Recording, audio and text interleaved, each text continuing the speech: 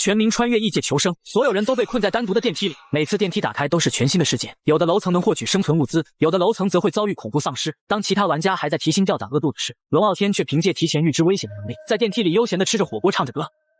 一阵光芒闪过，龙傲天出现在一部电梯里。欢迎来到电梯求生世界，玩家可以将获取的物资为电梯升级，将其打造成末世基地，还可以通过电梯旁的屏幕进行交流和交易。好了，现在游戏开始。一脸懵的龙傲天点开了屏幕，此时聊天室里非常热闹，他这才意识到被传送到这个诡异世界的可不止他一个人。电梯下行，请注意扶稳。不等龙傲天多想，电梯突然启动急速下降，强烈的失重感让整个人都飞了起来。紧接着电梯一个急停，门也随之打开，外面竟然是一间教室。怎么给我干这来了？教室里不会有什么危险吧？就在这时，一阵系统音在龙傲天脑海里出现。检测到宿主进入游戏世界，预知系统已绑定，宿主此时的楼层无危险，讲桌抽屉有砍刀，教室内的课桌可以砍成木材。嘿嘿，想不到我也能获得系统。既然系统说了教室里没危险，龙傲天索性就大摇大摆地走了进去。根据系统的提示，他来到讲桌前，将抽屉打开，里面果然躺着一把砍刀。整个过程别提有多顺利。有了这把刀，无论是自保还是获取资源都方便多了。其他玩家可没有这么幸运吧？事实还真如此。一位玩家刚出电梯就到了一个漆黑的仓库，只能在黑暗中瞎摸索，完全不知道物资在哪。另一位玩家运气更差，刚踏出电梯就被一群张牙舞爪丧尸扑倒，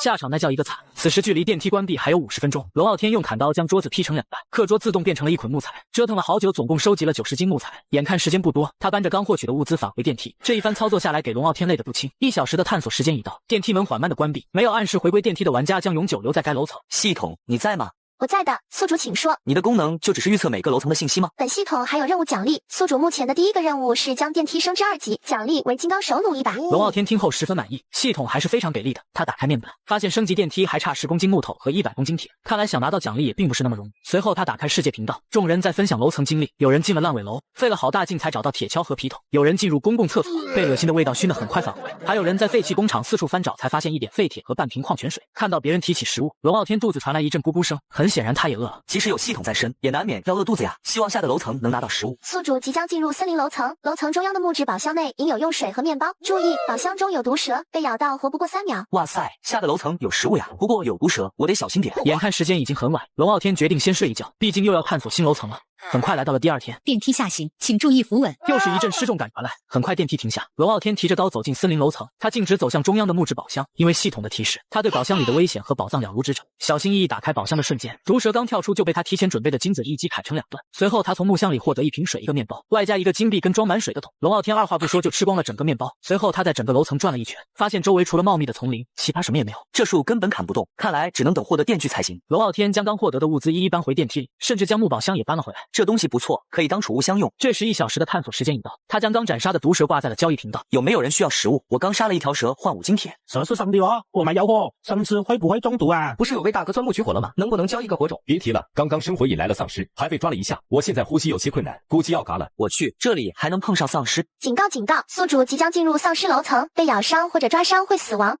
龙傲天能否在布满丧尸的楼层安全活下来？点个收藏，咱们接着往后看吧。触发选择任务，选择1，进入楼层并击杀5只丧尸，奖励手枪1把，备用弹匣3个。选择2，躲藏在电梯中不进入楼层，奖励1把锋利的水果刀。这还用选？我都绑定系统了，还怂什么？小爷我选1。龙傲天为了获得手枪也是拼了。这时电梯门刚好打开，他二话不说走了进去，说不紧张那是假的，毕竟他这辈子连鸡都没宰过，更别说是宰丧尸了。此时他已经在地图里转悠了半天，可一只丧尸也没瞧见。这时空气中传来了难闻的气味。他像警犬一样顺着味道来到一个铁门跟前，丧尸应该就在里面了。龙傲天伸手拉开了铁门，开门的瞬间，一只丧尸直接向他扑过来，他吓得手一抖，结果扑哧一声，丧尸脑袋被他手里的砍刀爆了头。这么简单？但他还没高兴呢，门后又有4只丧尸窜了出来，吓得龙傲天撒腿就往回跑。那4只丧尸在后面紧紧跟着。当他跑回电梯时，丧尸就这么傻傻的站在了原地，好像看不到电梯的存在。龙傲天突然有了个好想法，只见他一条腿跨出了电梯，丧尸好像苍蝇看到大便，一下子被吸引了过来。当他将腿放回电梯的时候，丧尸又停了下来。这算不算卡 bug？随后龙傲天大咧咧地走出电梯，在几只丧尸冲到他跟前的一瞬间，他窜回了电梯里。这4只丧尸就这么齐刷刷地站在了电梯门口，现在只要稍微一伸胳膊便能将丧尸给爆头。他连续攻击了4次，这几只傻乎乎的丧尸就这么纷纷倒下。宿主完成任务，正在发放奖励。系统说完后，龙傲天的手中便出现了一把小巧的手枪，总算到手了。相信在目前来说，我已经是无敌了吧？距离电梯关闭还剩半个小时，龙傲天继续寻找物资。他先是在楼层中央找到了一个食物补给箱，打开后里面有3瓶干净的水和2罐牛肉罐头。他直接抱着箱子返回了电梯，紧接着又在丧尸的尸体上一阵的翻找，竟然在口袋里获得一个打火机，以后他就可以在电梯里美滋滋的吃烤肉了。随后他又在楼层各处敲敲打打，分别搜集到了一些木材和铁，这可都是升级电梯的必要材料。龙傲天卡差点返回电梯里。这时电梯门刚好关闭，他马不停蹄地打开交易频道，发现自己挂上去的蛇肉全部卖完了。点击收取物品后，一个5公斤的铁块便凭空砸在了龙傲天面前。这下他距离升级电梯只差12公斤的木头和75公斤的铁了。此时聊天室中里非常的热闹，原因就是有2个求生者进入了同一个楼层。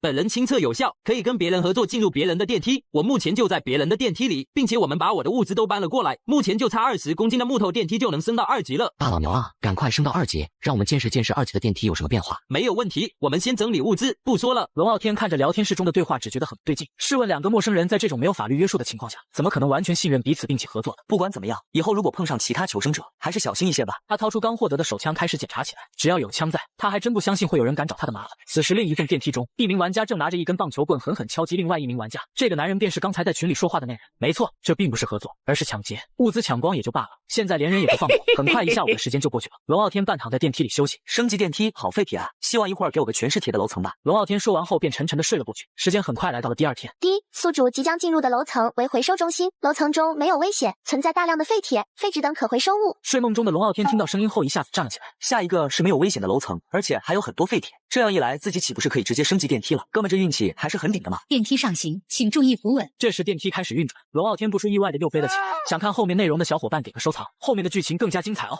龙傲天这次来到的楼层是回收中心，一眼望去是一堆废铁堆成的小山。发财了，这要是都挂在交易所上，那不得赚疯了。就在这时，突然一道声音响起，就见一名玩家正开心地站在废铁山跟前，嘴里念叨着和他一模一样的话。很显然那人高兴得太早了。站那别动。青年看到一把手枪被吓得一激灵，急忙举起双手。大哥别开枪，要不咱俩合作？你看这里铁这么多，我帮你搬废铁怎么样？龙傲天寻思着废铁那么多自己确实吃不下，而且能多个人帮忙也不错。先塞满我电梯，然后我再帮你。好嘞，我这就把废铁搬进您的电梯里。青年说完便开始搬废铁，可在他蹲下的瞬间寒光一闪，他之前藏在袖中的匕首出现在手里，然后对着龙傲天脖子划去。拿把玩具枪吓唬谁呢？看老子不弄死你！千钧一发之际，龙傲天扳机一扣，子弹精准爆头，青年后脑勺瞬间炸开。这是龙傲天第一次杀人，血腥味混着铁锈味呛得他呕吐起来。这场生死博弈让他彻底明白，在异界电梯求生里唯一能信任的只有手里的枪。随后他走进了对方的电梯，让龙傲天意外的是这里竟然有很多木材和废铁。最终耗费15分钟的时间将有用的东西都搬进了自己的电梯里，剩下的时间他又将废品占的废铁搬进电梯。最终龙傲天进电梯的时候也就勉强能让他站在里面。不过这么辛苦的劳作也不是白费的，在屏幕上已经显示电梯可以升级了，在按下确认按钮后，电梯立刻发生了剧烈的震动，四周的墙壁开始向外移。片刻后，电梯增大了1倍左右，同时在角落里多了一个抽水马桶。我真是谢谢你全家啊！刚升级就给我安排了个厕所。龙傲天刚吐槽完，这时系统的奖励来了。宿主已完成任务，奖励金刚手弩1把，外加20支弩箭。新任务发布，将电梯升至3级，奖励油锯1把，汽油100升。新任务竟然奖励的是油锯，以后再碰上了森林楼层，岂不是可以直接把树都给砍了？不过现在还是要赶快升级电梯为妙。龙傲天看向了屏幕，发现升级3级电梯需要100公斤木材、120公斤铁和5个金币，还好需要的东西并不多。他此时有4枚金币，还需要在交易频道再换1枚。谁有金币啊？我愿意用铁和木头交易，10公斤的铁或者木头换1个金币。10公斤？这金币这么值钱吗？难道电梯升到2级之后金币就能用上了吗？大佬，你这么快就2级了，也是跟别人合作了吗？龙傲天哥哥，以后看到人家能不能收留人家啊？人家可是神情体柔，一推倒的160萝莉哦。龙傲天看着逐渐偏离主题的内容也是有些无语。他在交易市场上挂了20公斤木头和20公斤的铁之后便离开了聊天室。如今电梯的空间大了，龙傲天也决定正式给自己做张床。在一阵的忙碌过后，一个硬邦邦的木板床就做好了。他二话不说就躺了上去，还不错，起码比睡硬邦邦的铁板上要好。以后有条件了再垫上点软的东西。龙傲天很快就沉沉的睡去。再过了几个小时后，系统的声音在身边响起。宿主即将进入的楼层为红衣房间，床上有一只红衣厉鬼，床下有一个铁质宝箱，宝箱中有2枚金币、1张驱鬼符、1件柔软的毛毯。触发选择任务，请宿主进行选择。选择1，进入楼层并开启宝箱，奖励无需电能的电磁锅1个。选择2，进入楼层开启宝箱并击杀红衣厉鬼，奖励健体丹药1颗，服用后将会提升体质。选择3，不进入楼层，奖励1个压缩饼干。这时龙傲天也在系统的声音下醒了过来。系统，选择1和选择2的奖励不能都给我吧？抱歉宿主，并不能，您只能选择一种。好吧，那我选2。龙傲天非常果断地选择击杀女鬼，而这场未知的生死赌局，他能否再次绝境翻盘？点个收藏，咱们接着往后看吧。只见电梯门缓缓打开的瞬间，一股阴冷的气息扑面而来，映入眼帘的是一间古色古香的婚房。正中央的喜床上端坐着一位身披嫁衣、头戴红盖头的女子，正是系统提示的红衣厉鬼。虽说系统提示厉鬼不会直接杀人，但这阴森的场景换做其他人早就腿软了。可龙傲天愣是胆子大，完全无视床边的厉鬼。结果他在房间里转了一圈，愣是没找到有用的东西。他突然想起系统说的床下有宝箱，二话不说就弯腰伸手抓去。龙傲天摸索了几下，突然摸到一个冰冰凉凉的东西，他猛地抽回手，刚才摸到的分明是一具尸体。我擦，该不会是这厉鬼的本体吧？就在这时，一股强烈的寒寒意从背后袭来，就见厉鬼的双手悬在龙傲天肩头，惨白的脸几乎贴在他的后脑勺，他不敢回头。厉鬼就等他回头的瞬间，用最恐怖的模样吓破他的胆，因为厉鬼的杀人条件正是成功吓到对方。不回头，不回头！他强压下心底的不安，再次伸手探向床底，很快就把宝箱拉了出来。这时厉鬼终于忍，闪现到他面前，还发出凄厉的嘶吼，反正怎么恐怖怎么来。就这，我看的恐怖片里随便拉个鬼都比你吓人。厉鬼不信邪，又换了个更狰狞的表情，结果龙傲天抬手就是一巴掌，厉鬼被扇得倒飞出去。他当鬼这么久，还没人敢打他。这鬼居然是实体，算了，先开宝箱。他从宝箱里翻出2枚金币，一张泛黄的驱鬼符，刚拿起符咒就对着厉鬼扬了扬。认识这东西吗？厉鬼气鼓鼓的摇头。龙傲天抬起手将符咒对准了厉鬼，结果符咒毫无反应。这啥破玩意，怎么不管用？关键时刻系统提示他使用指尖血激活符咒，然后念急急如律令扔出去即可。龙傲天尴尬的一笑，随后一口咬破指尖，符咒化作金光锁定目标，一声巨响后，厉鬼发出凄厉惨叫，彻底消失了。任务已达成，恭喜宿主获得健体丹药1颗。龙傲天美滋滋的收下奖励，扛起沉甸甸的铁质宝箱就往电梯走。放下宝箱后，他又返回婚房，盯着婚床两眼放光。这褥子、枕头还有被子都不错。想起床底的女尸，他连忙将其拉出来诚心道歉。这位美女，借你褥子用用，得罪了。宿主触发随机任务，完成红衣厉鬼的遗愿，完成后奖励超大背包1个。龙傲天看了眼电梯关闭时间还有40分钟，时间完全来得及。任务要求是5分钟后击杀前来举办冥婚的男方一家，并烧毁尸体。他果断躲进床底，连女尸也拉了进去。5分钟后，婚房里传来脚步声，一男一女走进婚房内，男人抱着一个牌位，应该是他们儿子的。妇女则是哭哭啼啼：“儿啊，你命苦死得早，娘跟你爹买了个女子配冥婚，她已经死了，你在下面好好保佑爹娘。”龙傲天听得怒火中烧，原来厉鬼是被害死的无辜少女。他上好弩箭，瞄准男人咽喉。噗的一声，男人倒地抽搐，女人刚要尖叫，第二支弩箭已穿透他眉心。接下来就是烧尸体了，屋中油灯倒是点了不少。龙傲天直接将所有的油灯全部打翻，然后浇在尸体上，顿时燃起了熊熊大火。你们害了人，就得付出代价。宿主任务完成，奖励超大背包1个。此背包为空间背包，每个格子可存放1件物品，可叠加200公斤。神装，这简直是神装啊！龙傲天狂喜，这波收获远超预期。他回到电梯后，把毛毯和褥子铺在床上，总算有了点舒适感。先把健体丹药吃了吧。他看着手中黑黢黢的药丸，想也不想就塞进嘴里。丹药进入嘴中的瞬间，龙傲天的表情就扭曲起来。好他妈苦啊，怎么还这么涩？狗系统，你这丹药不会是屎做的吧？请宿主放平心态，本系统绝不坑人。很快他就感受到了身体的变化。力量、体质还有敏捷均加了5点，好东西啊！系统诚不欺我。随后龙傲天便开始整理自己的电梯，将木材和废铁都给塞进了空间背包，然后倒头就开始睡觉。这一觉直接睡到了上午。宿主即将进入的楼层为侏罗纪世界，在里面你可以获得1颗恐龙蛋，成功孵化后小龙将会认你为主。再次提示，该楼层异常危险，请宿主量力而行。电梯门缓缓打开的瞬间，震耳欲聋的吼叫声传来。这个楼层外简直跟电影里的侏罗纪世界一模一样，随处可见的史前生物，还有翱翔在空中寻找猎物的翼龙。系统说离开电梯后向右走50米就是恐龙巢穴，也不远，拼了！龙傲天心一狠，直接走出了电梯。他的目标只有一个，那便是获得恐龙蛋。系统说这个龙蛋孵化出来的龙大概率会认他为主，一旦成功的话，那龙傲天将会成为所有求生者中最为强大的那个。他一边走一边谨慎地看向四周。就在这时，前方的草丛突然传来了沙沙声。龙傲天立刻警觉地举起手枪。片刻后，一只又像鸟又像鸡的动物从草丛中跳出来。这是渡渡鸟吗？这傻鸟非但不怕人，还直扑他而来，大有一副抱揍对方的样子。龙傲天二话不说，连开2枪后，渡渡鸟直接中弹身亡。什么玩意，笨的一批！龙傲天走上前去，将渡渡鸟尸体放进了背包中，又向前走了一段距离之后，终于看到了传说中的龙巢。巢穴内正有2只刚孵化出来没多久的小恐龙，还有一个安然无恙的恐龙蛋。这是小型食肉恐龙吗？龙巢中确实没有大龙的看守，不过那2头小龙看起来也不太好惹的样子。看到陌生人闯入后，他俩摆起了战斗姿态，嘴中不断发出嘶吼声。而龙傲天为了偷蛋也不惯着他们，抬手碰碰就是几枪干掉2只小龙，然后快速跑过去把恐龙蛋放进空间背包，还来不及高兴，一阵暴躁的吼声在附近传来，一听就知道是恐龙家长回来了。妈耶，家长来复仇了！龙傲天头也不回的向后跑去，毕竟只有50米的距离，只需要给他几秒钟的时间就能返回电梯中。迅猛龙看到自己的宝宝被杀，悲怒的朝着龙傲天追来，他的速度比猎豹还快，这样下去很快就要被追上。龙傲天头也不回的连续开枪，他也不期望什么精准度了，只要能限制一下这个迅猛龙的速度就行。13发子弹仅仅击中了4发，但是这4发刚好打在了迅猛龙依赖的后腿上。只见那迅猛龙痛苦的嘶吼一声后，扑通一下倒在了地上，腿部传来的疼痛让他无法正常的奔跑。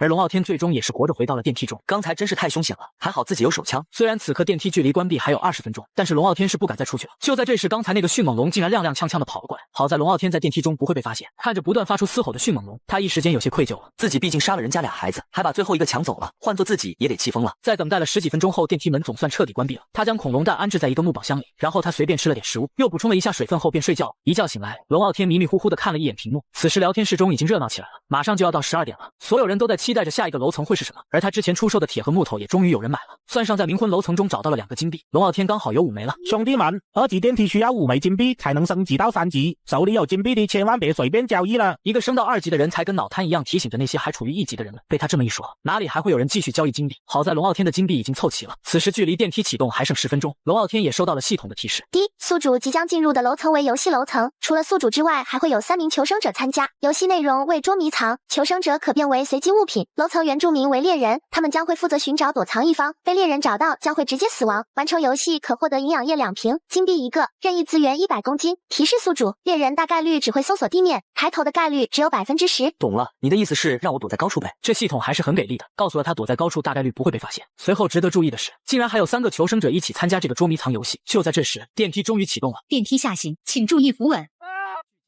龙傲天这次来到的是捉迷藏楼层，要和3名求生者共同参与。被猎人找到后，求生者会被当场格杀。随后，另外3个求生者都从不同方向走来，4人碰面后都警惕地看着对方，因为大家既是队友，又可能是敌人。游戏开始，猎人还有1分钟入场，接下来请你们躲藏10分钟。就在这时，一个求生者竟然变成了一盆花，随后其他2人一个变成了汽车，一个变成了垃圾桶，而轮到龙傲天时直接给人看懵，因为他竟然变成了一个抽水马桶，这也引来了几人的嘲笑。这街道上又没厕所，他一个马桶不管藏哪都显得格格不入，这家伙肯定死定了。不要管他了，咱们抓紧藏起来吧。几人嘲讽完龙傲天后，各自闪身找了个位置藏好。此时还有30秒，猎人就入场了。龙傲天懒得搭理他们，蹦蹦跳跳的来到一棵大树跟前，嗖几下就跳到了树杈上面。系统说藏在高处更安全，准不会出错。这蠢货竟然上树了，谁家马桶会挂树上？待会他肯定第一个死。就在这时，猎人入场了。只见2名全副武装的壮汉不知从哪里走进了楼层，看着2个猎人手中的霰弹枪，所有求生者顿时一惊，这玩意打身上不得青一块紫一块的吧？猎人进场之后，二话不说就开始对着街道乱开枪。难道不像游戏中那样，猎人失误后会有惩罚吗？子弹不要钱一样乱射，这下地面的那几个家伙要倒霉了。果不其然，只听一声惨叫传来，体格最大的小汽车被当场击杀。找出一个躲藏者后，猎人非常高兴，其中一个猎人随手将嘴中的烟头扔进了一旁的垃圾桶中。我靠，不会吧？变成垃圾桶的那个求生者看着落在自己头发中的烟头，心中只能祈祷这个烟头赶快熄灭了。然而他的愿望并没有实现，几分钟后烟头非但没有熄灭，还将他的头发给烧焦了。虽说如针扎般的疼痛，但是他还是咬牙坚持了下来。又过了几分钟，2个猎人转了回来，当看到冒出黑烟的垃圾桶后，那名丢烟头的猎人冷笑一声：小老鼠，原来你在这里啊！此刻还在硬撑的垃圾桶哪里不知道自己这是被发现了，但是现在动的话就是必死无疑，如果不动的话，没准还能捡回一条命呢。然而幸运之神并没有眷顾。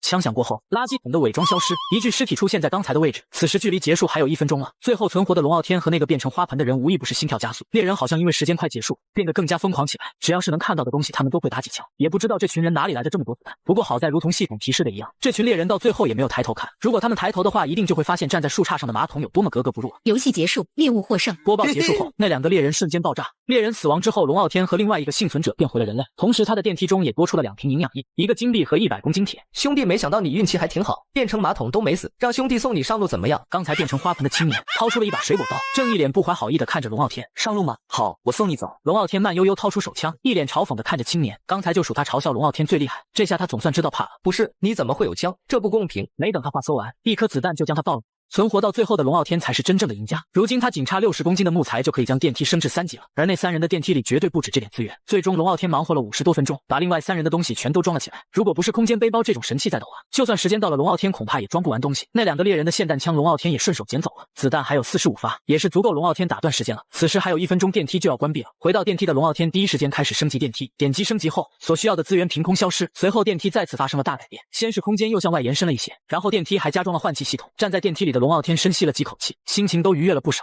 而升到4级电梯的材料仅差20公斤木材、20公斤铁和10枚金币了。系统居然说升4级电梯要10枚金币，这下给龙傲天整个当场裂开。要知道现在金币比大熊猫还稀罕，也不知道要经历多少楼层才能凑齐。正当他准备躺平睡觉时，肚子突然一阵绞痛，800年没拉的屎终于来了。他二话不说就坐在了马桶上开始用劲。要知道来到电梯求生里还没大便，10几分钟后他对着马桶竖起大拇指，这玩意简直绝了，整个电梯里一点味都没有。随后他抱着恐龙蛋开始睡觉了，正做着小恐龙带他装逼带他飞的美梦呢，结果系统发来提示，宿主即将进入交易楼层，和平区域，禁止暴力冲突。龙傲天冷笑一声，将霰弹枪斜挎后背，砍刀别在腰间。比起系统的话，他还是更相信自己身上的武器。电梯门开的瞬间，一股嘈杂的叫卖声扑面而来。走进楼层内的龙傲天很是好奇，这些人中有的穿着像他一样的现代衣服，还有的穿着古装，甚至还有一些长相奇怪的外星人。这个楼层难道都是来自不同世界的人吗？就在这时，龙傲天被一个商贩叫住了。小兄弟，我看你身上背着的那把枪挺有意思的，2个金币卖不卖？听到这话的龙傲天一脸不屑，他把这枪卖给其他求生者都不止2个金币，很显然这个商贩将他当成大冤种了。他刚想开口拒绝，一个女人走过来问道：您好先生，这把枪卖给我可以吗？我出5个金币。乡巴老董不懂规矩，滚回你的破木屋啃树皮去。那商贩见女人一副古代的打扮，很是不屑。要知道，在这里时代越是落后的人地位越低，因为他们一般都是求着别人买他们落后的东西。对不起，村子被哥布林袭击了，我需要武器保护村子的安全。小兄弟，我劝你想好了，别被这女人给坑了。我看想坑我的是你才对。龙傲天决定跟这个女人交易。霰弹枪他上个楼层获得了2把，所以卖1把也没什么。女人很是高兴的拿出5枚金币完成交易。随后龙傲天继续在这个楼层逛了起来。他逛完了一圈也没有买什么东西，毕竟他现在的金币还太少了，还是升级电梯比较重要。就在他准备离开的时候，突然看到了一个桌子上摆放着跟自己一样的手枪，想到自己的手枪没子弹了，就开始询问：你好老板，这把枪的子弹有没有？有的，1金币20发。龙傲天听后拿出了2枚金币，老板拿了2个盒子，每个纸盒中是20发子弹。这下龙傲天就不愁没子弹用了。此时距离电梯关闭还有最后1小时，龙傲天回到了自己电梯里。这个楼层实在是太牛逼了，要是自己有足够的金币，甚至可以直接购买一身外骨骼机甲穿着。今天的时间还很充裕，他索性用木材做了一个练功用的木桩，然后开始锻炼身体。系统给的健体丹药需要搭配锻炼效果才更好，他相信只要继续这么练下去，迟早能变成一拳超人。此时已经到了晚上，锻炼了几个小时的龙傲天沉沉睡去。不知过了多久，系统的声音再次响起：宿主即将进入的楼层为冰河楼层，你将进入一个处于极寒的世界，在水下有一个神秘宝藏，如果你不怕冻成冰棍的话，可以下去看看。触发选择任务，选择1，进入水下并获得神秘宝藏，奖励1把可开启世间所有锁的钥匙。选择2，在电梯中等待下一个楼层，奖励1个脆甜可口的苹果。这还用说吗？必须选择1啊！选择成功，任务现在开始。随后播报响起，电梯开始运行起来。电梯门打开的瞬间，零下几十度的寒气扑面而来，龙傲天浑身肌肉瞬间绷紧。我靠，比冰箱还冷！尽管健体丹药强化过体质，他仍忍不住打了个寒战。龙傲天向里面走了走，很快就发现了一个冰河，上面有着厚重的冰层。但是问题来了，要怎么才能下去呢？宝藏在河底啊，自己也没有炸药，完全没有可能破开冰河的冰层。就在龙傲天发愁的时候，地面突然开始震。卧槽！地震！龙傲天顿时大吃一惊，随后连忙撤回了电梯中。好在电梯里是非常安全的。怎么办？看来这次任务是完成不了了。上集说到龙傲天踏入冰河楼层时竟遭遇了地震，好在地震仅仅持续了10几分钟就停了。他凑到河边一看，冰封的河面竟然被震开了，河底下金晃晃的箱子正光呢，这不就是系统说的宝贝吗？拼了，搏一搏单车变摩托。龙傲天心一横，直接跳进河里。零下几十度的冰水瞬间让他浑身鸡皮疙瘩爆起，四肢冻得像冰棍似的发僵。好在河底的金箱子越来越近，他咬着牙往河底扑腾，然后快速打开了宝箱。恭喜你成功获得了无限水资源，已放置于电梯中，可前往查看。系统播报一结束，他顾不上搬金箱子了，那玩意儿沉得要死，背包压根装不下。很快，他终于有惊无险地回到了岸上。再晚1秒，老子就要变冰棍僵尸了。随后，龙傲天浑身发抖地返回了电梯中。系统叮一声说奖励了万能钥匙1把，他随手塞进兜里，转头就被新出现的水池吸引了。只见一个1平米大的水池出现在电梯中，旁边同样有一个显示屏，上面还写着不管用多少水，第2天他都会重新填满，同时可能会出现小惊喜。这波不亏，也不枉我搭进去半条命了。有了这玩意儿，以后就不用为水发愁了。正美呢，他突然打了个大大的喷嚏，随后一摸脑门，温度烫的都能煎鸡蛋了。完鸟，在这种鬼地方竟然发烧了。如果没有药的话，恐怕第2天就得去见阎王了吧？等等，药！他突然记起之前在丧尸楼层获得了1支抗生素，他连忙拿了出来，二话不说就扎进了自己的胳膊里，随后便直接昏倒在了床上，也不知道睡了多久。系统的话突然在耳边响起：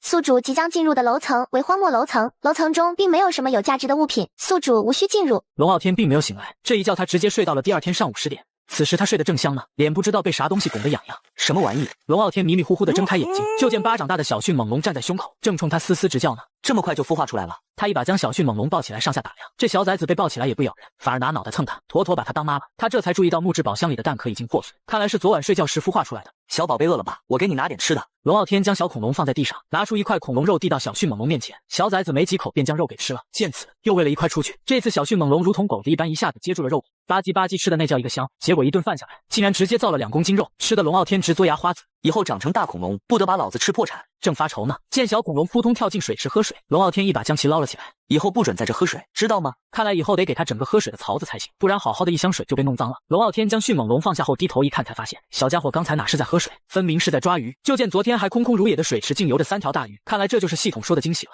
昨天的水池子里是没有鱼的，难不成是我脑子被烧坏了？龙傲天摸了摸脑门，这也不热，多亏了昨天的抗生素，再加上自己的体质被强化过，一晚上过后直接康复了，爽啊！以后自己的食物和水岂不是都不会缺了？宿主即将进入的楼层为废土楼层，楼层中有20只丧尸，楼层中心有一个物资补给箱，其中有5个牛肉罐头、5瓶干净的水、3包速食米饭、1瓶抗生素。触发选择任务，选择1，进入楼层并击杀20只丧尸，奖励超级电磁炉1个；选择2，不进入楼层，在电梯中等待下一个楼层，奖励霰弹枪1把，子弹30发。龙傲天二话不说直接秒选一。首先那箱里50粒抗生素太香了，昨儿要不是一支抗生素救命，指不定还躺床上了。再说自己有2把枪，对付20只丧尸还不是手到擒来。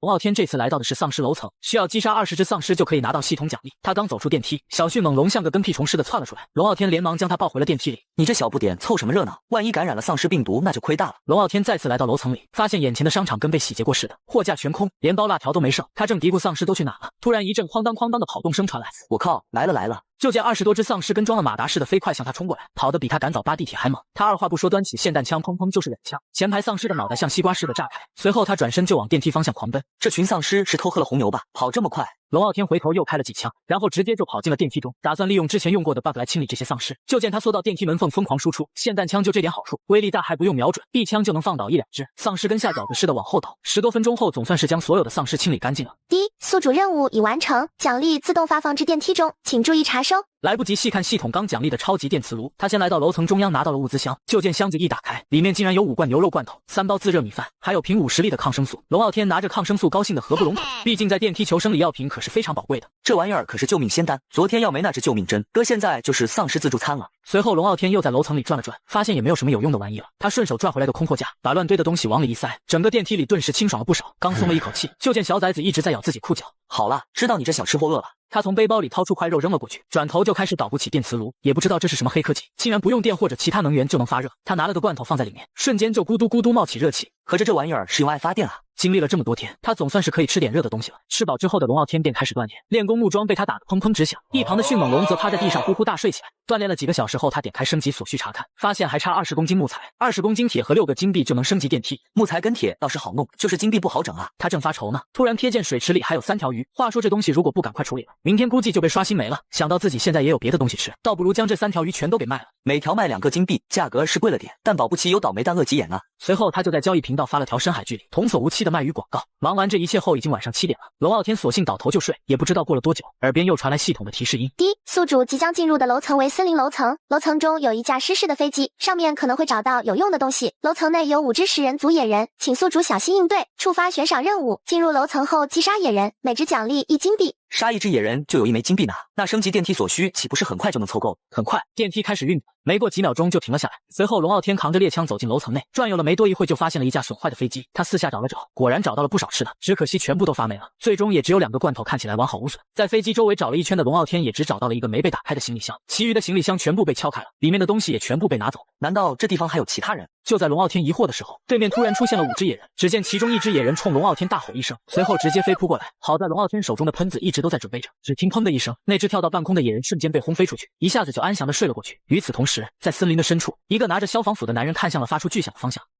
龙傲天这次来到的是森林楼层，此时的他已经击杀了3只野人，剩下的2只龙傲天也没客气，一人赏了1喷子后，系统的提示音也随之而来。恭喜宿主击杀楼层内所有野人，奖励5枚金币。还差1金币就能升级电梯了，再找找有没有漏网之鱼。随后他扛着枪就往林子里钻，但他不知道自己的一举一动早已被另一个世界的小主播蔡坤注意到。蔡坤正对着森林游戏界面发懵，他明明玩的单人模式，也不知道哪里来的枪声。此时弹幕上也吵翻了天，主播快去找，说不定是官方彩蛋。别是游戏漏洞吧？这破游戏刚上线一堆问题。蔡坤架不住观众催促，操控着游戏内的角色往传来枪声的地点赶去。他心想，要是能发现游戏的秘密，说不定自己的小破直播间能涨不少粉。再看龙傲天这边，他猫在草丛里，看见2山羊正在啃草，想到小迅猛龙的饭量越来越大，他琢磨着正好给小崽子囤点肉，索性就悄悄掏出手枪瞄准，第1枪精准的命中了山羊的头部。枪声响后，另一只山羊头都不回的就跑了。龙傲天接着对逃亡的山羊连开数枪，结果愣是1枪都没打中，可见他的枪法简直菜的一批。就在这时，一根木矛飞了过来，直接命中山羊的喉咙，直接给龙傲天吓了一跳。啥情况？我这是单人楼层啊，咋多出个人？他连忙举起手枪对准飞出木矛的草丛，结果走来一个人，动作僵硬的像机器人似的。我靠，这家伙到底是玩家还是 NPC？ 见龙傲天开口说话，蔡坤直播间的观众瞬间激动起来，弹幕纷纷刷屏让他交流。可蔡坤玩的是电脑端，没法操作游戏角色说话。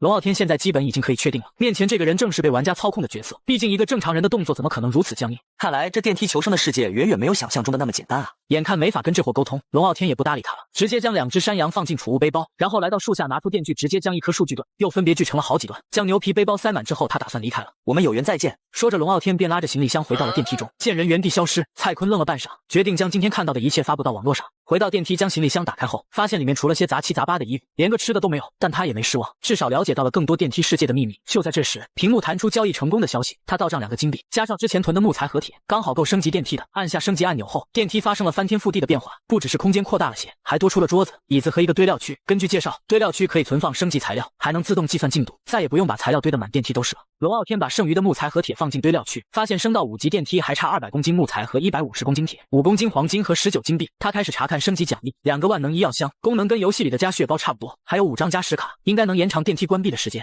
刚看完，屏幕又弹出2条消息，剩下的2条鲤鱼也卖掉了，他再入账4金币。忙完这一切的龙傲天看向水池，里面刷出5只食指大小的淡水虾。说实话，这小虾米就算挂在交易所，也不会有人愿意用金币购买这种吃不饱的玩意。于是龙傲天把这5只虾烤了烤吃掉。烤虾的时候，他还不忘拿出一块恐龙肉扔给小迅猛龙，小家伙开心的吃了起来。这小玩意长得真快，再好好喂1个来月，估计就能帮我做账了。在吃了那5只小虾外加1个罐头后，龙傲天总算吃饱了，应该是健体丹药的缘故，他的饭量也是一天比一天大。吃饱喝足后照旧开始锻炼，已经是上午8点了，龙傲天又要准备前往下一个楼层了。他检查了一下装备，背着霰弹枪，腰里别着砍刀，手中握着手枪，就这么一套装备，估计在整个求生者的群体中那都是顶尖的存在了。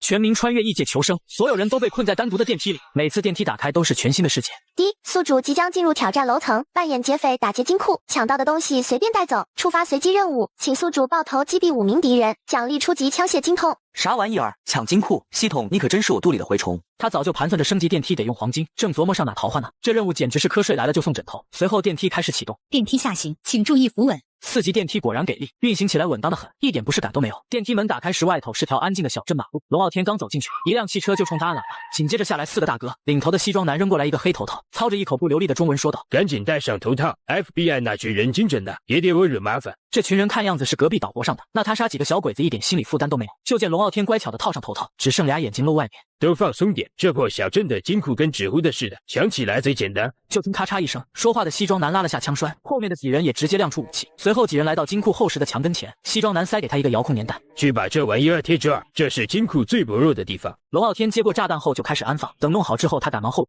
随后就听轰的一声，墙面被炸出个1人高的大洞，随后几人就窜进金，他们拿出旅行袋开始搜刮起现金，里面除了现金，角落里还有一摞金条。龙傲天见此趁他们不注意，全部收进了空间背包中，心想电梯升级的黄金可有着落了。没一会儿，几大旅行包的钞票就装得满满当当。刚冲出银行大门，警笛声就由远及近，就见几辆警车开到金库口，从上面下来好多的 FBI。该死的飞们来了，接着把他们的头打了。领头的说着，给龙傲天一把大菠萝，这把比之前龙傲天的那把喷子还要猛。卧槽，这可是好东西啊！龙傲天端起这大家伙，直接对着后面跟来的条子扫射起来。虽说准度有些差，但在强大的火力覆盖下，接连打出爆头加1，连续5次提示后，任务顺利完成。可还没等他喘口气，嗡嗡的直升机声就从头顶传来，机枪子弹对着地面疯狂扫射，同行的2名劫匪瞬间被击中倒地。龙傲天吓得一激灵，我靠，我是来完成任务的，可不是来玩命的。龙傲天说着，撒丫子就往电梯跑，子弹在后面呼啸而来。好在这楼层的敌人准度也不高，他连滚带爬钻进电梯，回头一看，他的那几个小鬼子同伙也被接连射杀。随着电梯门缓缓关闭，这次刺激的旅途也终于是结束了。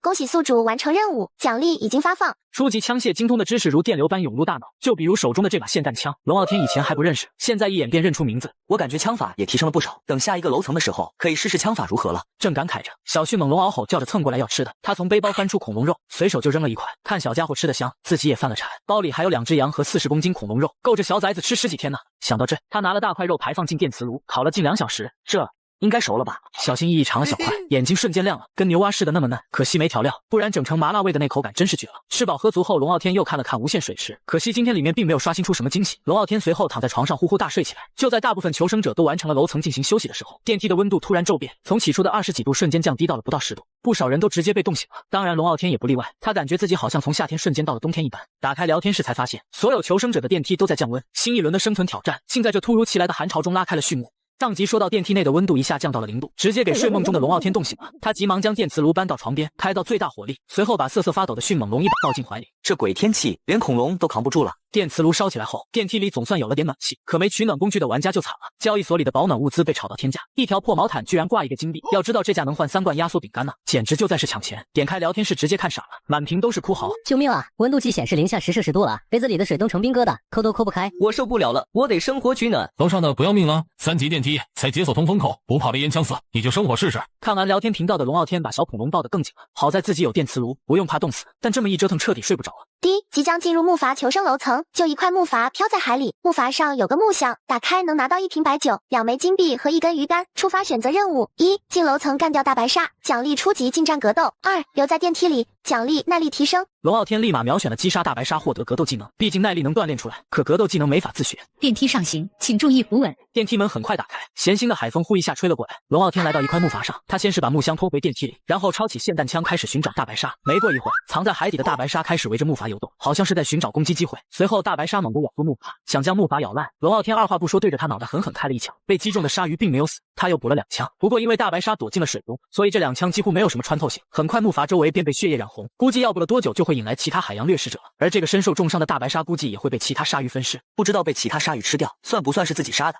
就在龙傲天担心任务完不成的时候，大白鲨不知道咋回事又浮上来，他抓住机会砰砰砰连开好几枪，可算把他打死了。跟他想的一样，血腥味引来了一群鲨鱼，大白鲨的尸体转眼就被撕得七零八落。第一，恭喜宿主完成任务，奖励已发放。就见一大堆格斗知识冲进脑子里，龙傲天脑袋虽然有点胀，但高兴坏了。现在以他的身手，3、5个小混混根本近不了身。等鲨鱼群走了以后，龙傲天趁着电梯没关装了5瓶海水，他打算试试能不能制盐，不然烤个肉一点味道都没有。回到电梯之后，龙傲天将电磁炉的锅放了上去，随后倒上海水，现在就等它结晶了。不是吧？怎么感觉又变冷了？此时聊天室中那个有温度计的人也实时更新了最新温度。兄弟们，最新温度，现在我这里是零下15摄氏度，我感觉自己可能有些发烧了，谁有药啊？就算有药也不能卖啊！我感觉我应该也得病了，不是感冒就是发烧。我真服了，我现在饭都吃不饱，这尼玛就上难度了，感觉自己要被冻死了啊！龙傲天看着聊天室中的消息，倒也不太担心，自己有一个无需能源的电磁炉取暖，倒是不用怕冻死。3个多小时后，锅中的海水总算是见底了，同时出现了一些白色的晶体，也不知道这玩意能不能吃。他用手刮了一点放进嘴里，瞬间就吐了出来。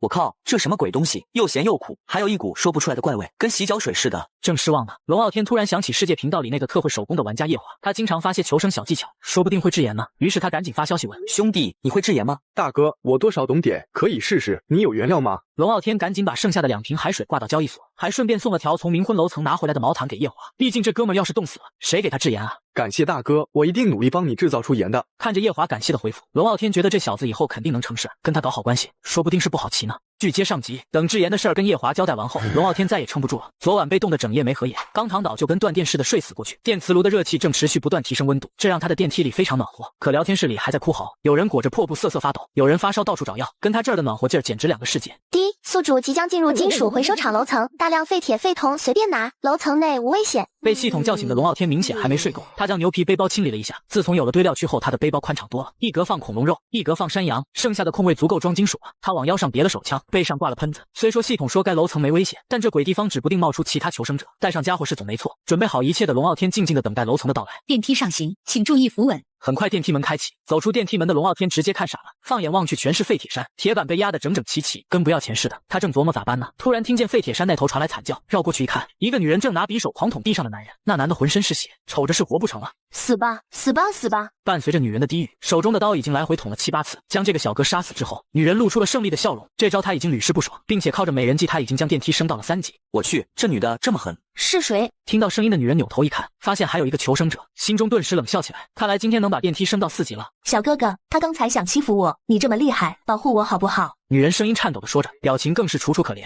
然后慢慢的向龙傲天靠近，眼睛却死死盯着手里的枪。自己要是把这枪搞来，那以后不是起飞了？见龙傲天不说话，女人还以为他已经被自己迷死了，毕竟龙傲天看起来就是个刚毕业的学生，被轻松迷住也是很正常。见女人靠得越来越近，可龙傲天二话不说抬枪就射，子弹精准穿头，女人连哼都没哼一声就栽倒在地。还想靠色相骗我，还是太年轻，心中无女人，拔枪自然神。龙傲天默默为自己点赞，随后他把2人电梯里的物资全部搬进自己的电梯里，忙活了一阵后，剩下的半个小时这才开始收集废铁，最后非常顺利的收集了共400公斤废铁和200公斤的废铜，又将电梯里空闲的位置堆了很多。如今距离升级电梯仅差20公斤的木材和3枚金币了。把那2个人的物资清点了一下后，龙傲天撇了撇嘴，这俩人还真是穷的叮当响，除了2个冻得邦邦硬的面包外，还有一个木棒、1把自制的弓、3包压缩饼干以及1把铁斧。这俩家伙可真穷啊！毕竟能这么幸运激活系统的可只有他自己，自然看不上这些破烂。他随手将2个跟石头一样的面包扔给了迅猛龙，这货也是一点也不挑，几口就吃了下去。无限水池中今天刷出来的东西让龙傲天有些意外，竟然是水蛇。他记得水蛇没毒，但自己不敢吃，干脆扔给迅猛龙。那小家伙一口爆头，咔哧咔哧啃得飞快，跟吃辣条似的。担心他吃不饱，龙傲天又割了块恐龙肉扔过去。至于为何不让他吃人类尸体，龙傲天觉得自己还没有变态到那个地步。不管怎么说，他都不会让小迅猛龙去吃人的。就在这时，帮他治炎的夜华发来了消息：大哥在不？你那有没有淡水？我这能喝的水不多，用来治炎的话，我就没得喝了。龙傲天虽然疑惑治炎为什么还要淡水，但他还是装了很多水发过去，反正自己也不差水喝。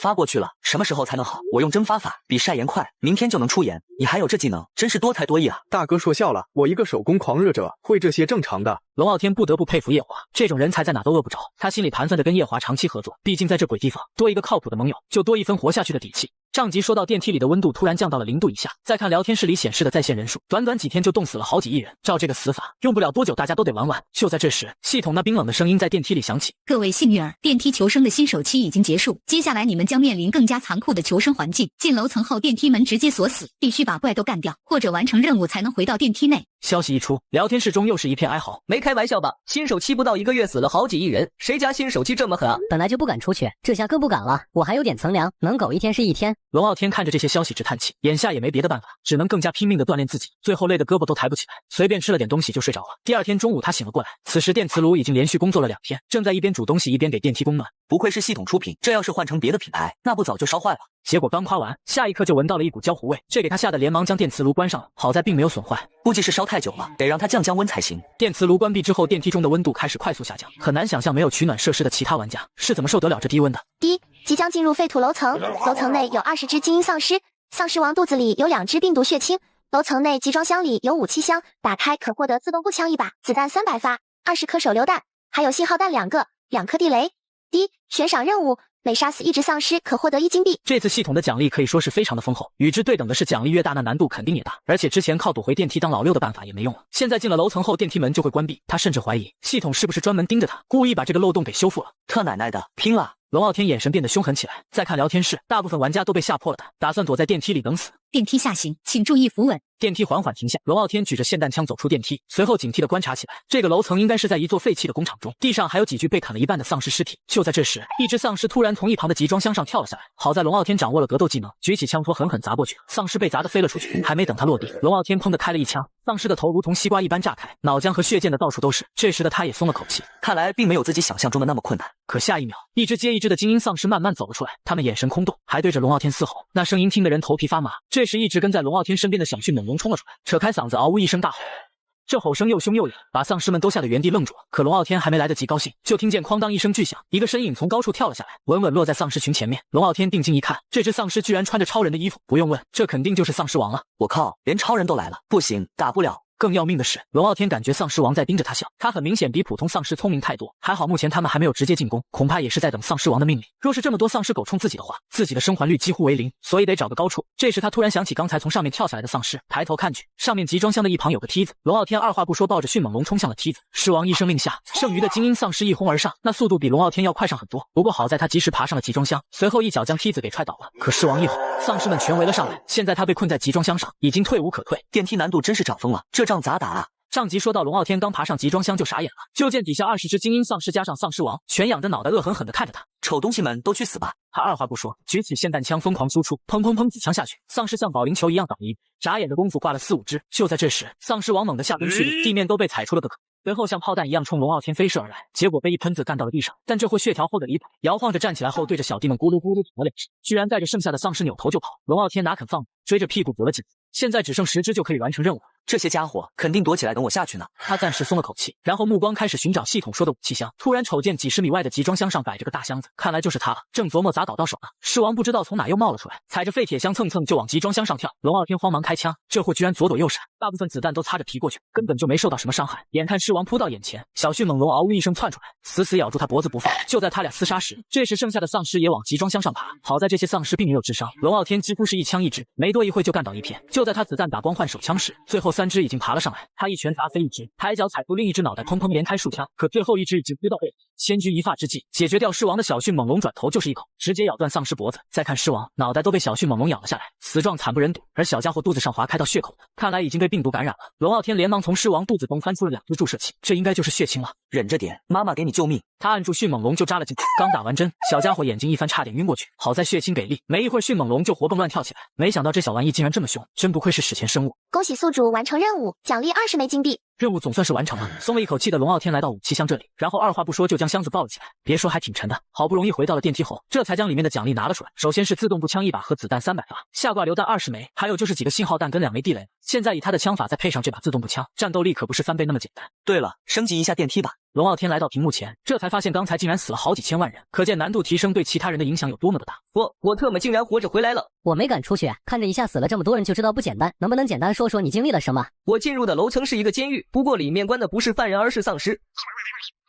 龙傲天没心思看聊天，便按下了升级电梯。在一顿震动之下，电梯升至5级。升级后的电梯空间又扩大了一些，并且还多出来了一个工作台。不过这个工作台只是提供了一些工具，具体还是要自己操作。龙傲天摆弄了一下，顿时失去了兴趣。毕竟以他的动手能力，连过滤一些盐都挺费劲。这时叶华发来了消息，看来是提炼的食盐成功了。大哥，您要的食盐我挂交易所了，用实物交易，您随便给我点吃的就行。话说这小子只是换了些食物，并不贪心。龙傲天来到水池前，里面游着一条肥硕的草鱼，看起来最少也有2斤多的样子。就把这玩意给他吧。很快交易完成，龙傲天尝了一下盐的味道，除了咸以外还有些苦涩，不过也正常，毕竟不能跟工厂做出来的盐比。不过他已经很满足了。来到这个世界这么多天在之后，总算是吃到了第一份有味道的烤肉。看着面前撒了盐粒的烤肉，一人一龙大快朵颐起来。经历了这次生死危机，小恐龙也能上桌吃饭了。毕竟如果没有他在，龙傲天应该就交代在丧尸王那里。一旁的小迅猛龙也不知道为什么妈妈今天为什么吃的这么香，不过自己也很爱吃。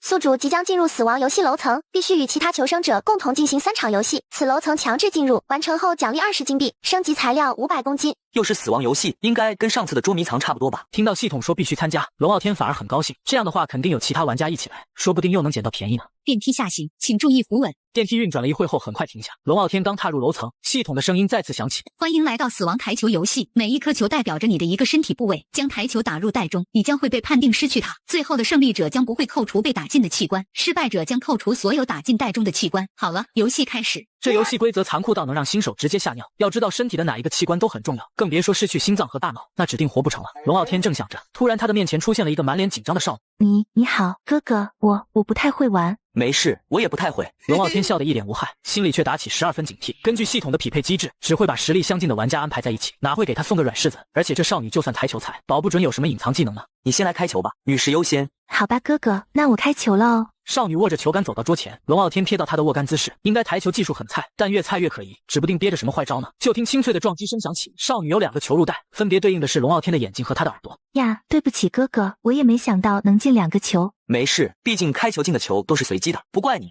少女满脸自责，并且眼眶含泪的看着龙傲天，演的那叫一个逼真。而龙傲天则是心里冷笑，装你就接着装。再看球桌上，这些球的位置都不太好，于是少女随手打了一下，最终自然是一个也没进。随后就到龙傲天了，就在他准备击球时，少女突然开口：哥哥，你能不能让一让我？我可以做你女朋友的。少女眼神中好似有小星星对着他飘来，龙傲天顿时觉得脑子发麻，想答应对方的请求。哥哥，你就让人家嘛。他下意识就想点头答应，甚至琢磨着不就丢几个器官吗？让这妹妹赢了又能怎么样呢？正犯迷糊时，系统发来消息：少女对宿主使用魅惑技能，该效果免疫。好家伙，要不是有系统帮忙，这下麻烦可大了。龙傲天刚才那股晕乎劲儿，像戳破的气球般瞬间消失，果然能跟他匹配到一起的，不可能没有2把刷子。放心，我可不忍心这么可爱的妹妹死在这里，记得替我活下去。龙傲天还假惺惺的陪对方演戏，结果他刚说完，便开始认真的瞄准起来，一杆下去直接进了2球，分别是少女的心脏和肺。看到这一幕的少女尽管内心非常恼火，但表面还是很高兴。哥哥进球了，哥哥好棒呀！我看你能笑到什么时候？龙傲天乘胜追击，又打进代表他大脑的球。少女脸色煞白，一边假意庆祝，一边持续发动魅惑，结果他这百试百灵的技能竟然对龙傲天无效。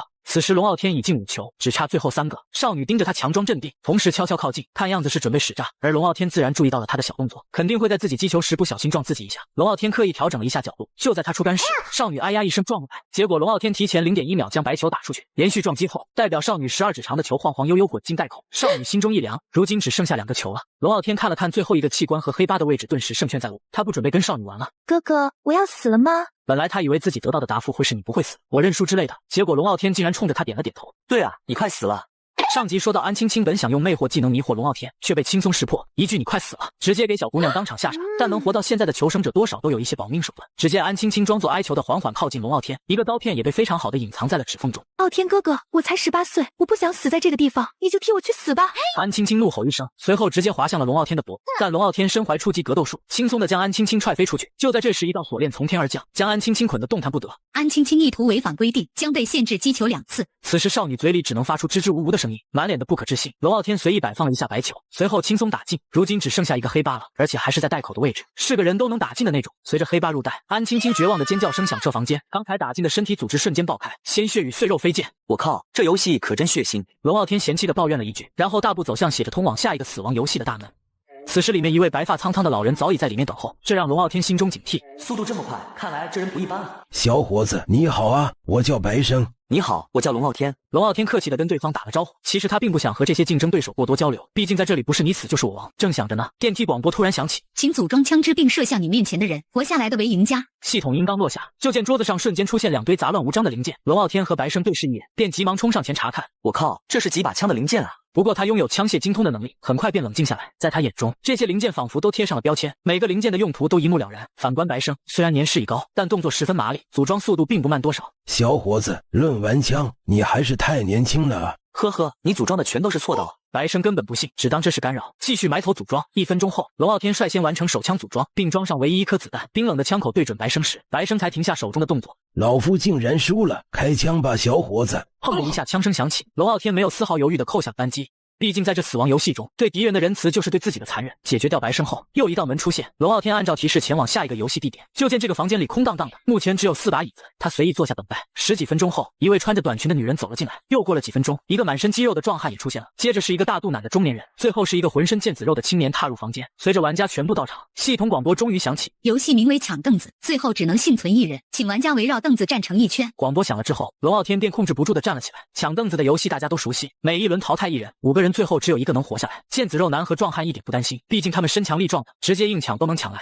游戏开始，这时广播里传来了有节奏的鼓点声，随着敲击声越来越快，众人的心也提到了嗓子眼。突然，敲击声戛然而止，几人立刻冲向椅子。龙傲天很幸运地抢到了椅子。第1轮结束，李天淘汰。李天是那个大肚腩的中年人，就见他一脸惊恐绝望地喊道：“不要杀我，不要杀我，我还没找到老婆和孩子，不要杀我！”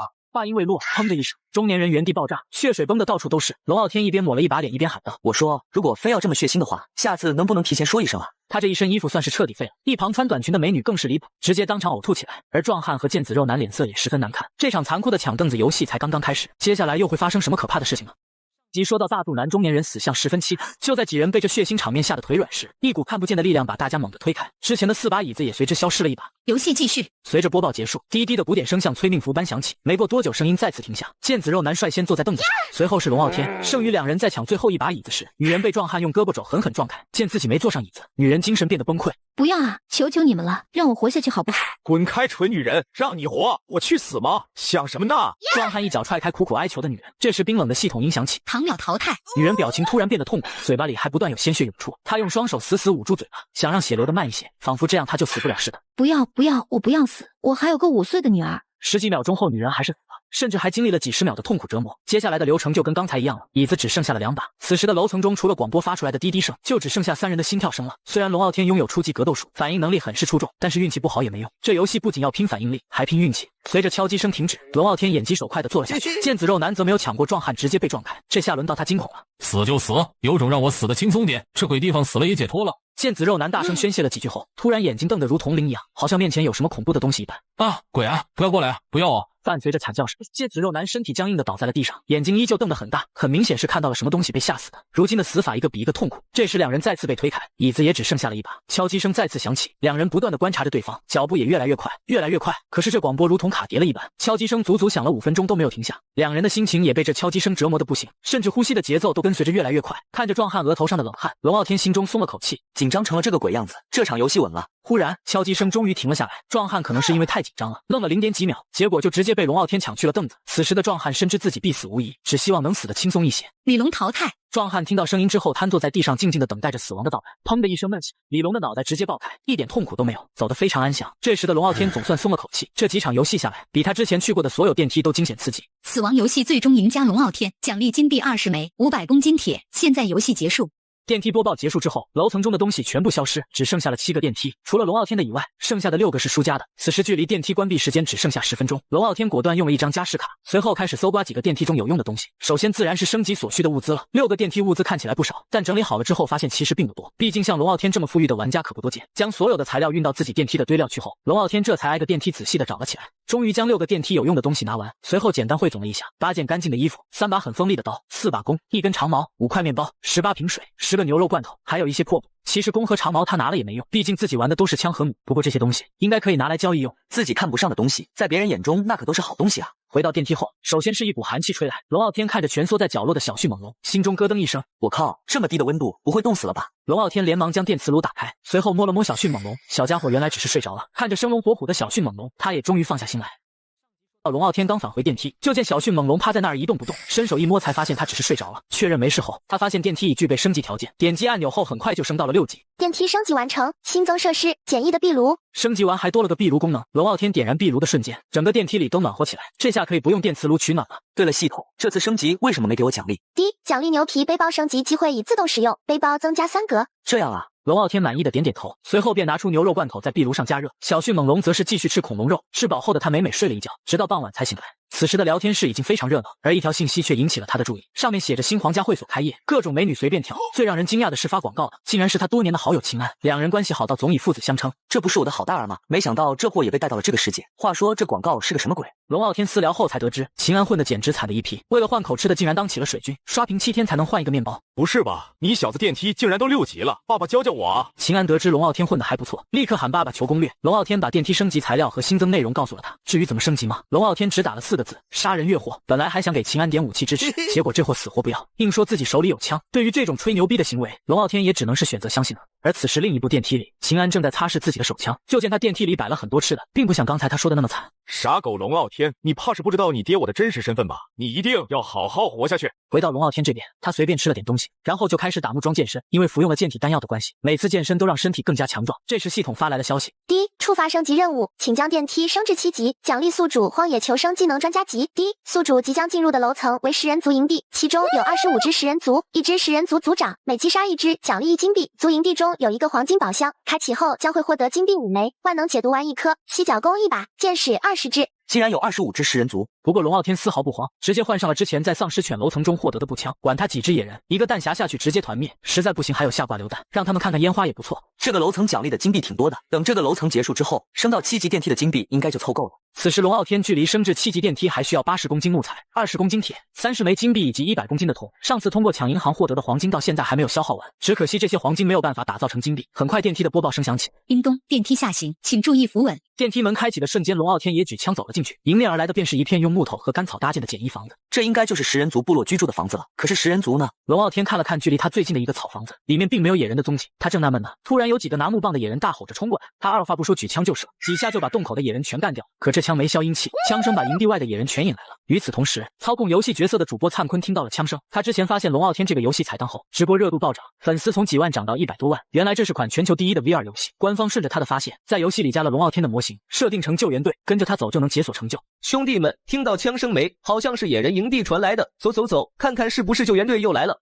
说到龙傲天正横扫野人营地呢，在他精准的枪法下，整个营地的野人全部被击毙。系统说只有25只，可他杀着杀着就超了，估计是枪声把远处山洞里的野人也引来了。最麻烦的要数那个族长，足足打了5、6枪才把他击杀，只可惜没爆出啥好东西。整个部落有用的东西估计就是那个黄金宝箱了。先去找箱子吧。龙傲天把几个草房子都搜了一遍，可没有发现金箱子的影子。如今还没找的地方，那就是野人出来的那个山洞了。可看着狭窄潮湿的洞口，龙傲天浑身的鸡皮疙瘩都起来了。真的要下去吗？看得老子幽闭恐惧症都要犯了啊！就在他纠结要不要下洞时，另一边还在直播的艾坤，在直播间观众的怂恿之下，缓缓地走了过来。他怕被当成敌人，老远就开始喊：“朋友你好，能跟你聊聊吗？”龙傲天看着靠近自己的艾坤有些疑惑，这货他上次就遇到过，也不知道来找自己干什么。而艾坤上次下播之后想了很久，觉得龙傲天不像游戏中的 NPC， 更像是被困在游戏中的人类，所以他这次问出了心中的疑惑：“你是人类吗？”废话，我不是人类，那是什么？我的意思是，你是不是被困在游戏里的真人？龙傲天恍然大悟，合着这货把自己当成游戏里的 NPC 了。我应该算是在各种世界穿梭的可怜虫吧。龙傲天现在的情况确实是这样，每天都是不同的楼层，每个楼层又都是不同的世界，如今竟然在一个游戏世界里被一个玩家给发现了。果然是真人，认识下，我叫艾坤，来自未来星球龙国。龙傲天，蓝星下国的。对了，能帮个忙不？什么忙尽管说就是了，反正我这是游戏角色，做什么都可以。帮我去那个洞里看看，有没有一个黄金宝箱，有的话拜托帮我拿出来。没问题，你在这等等我啊。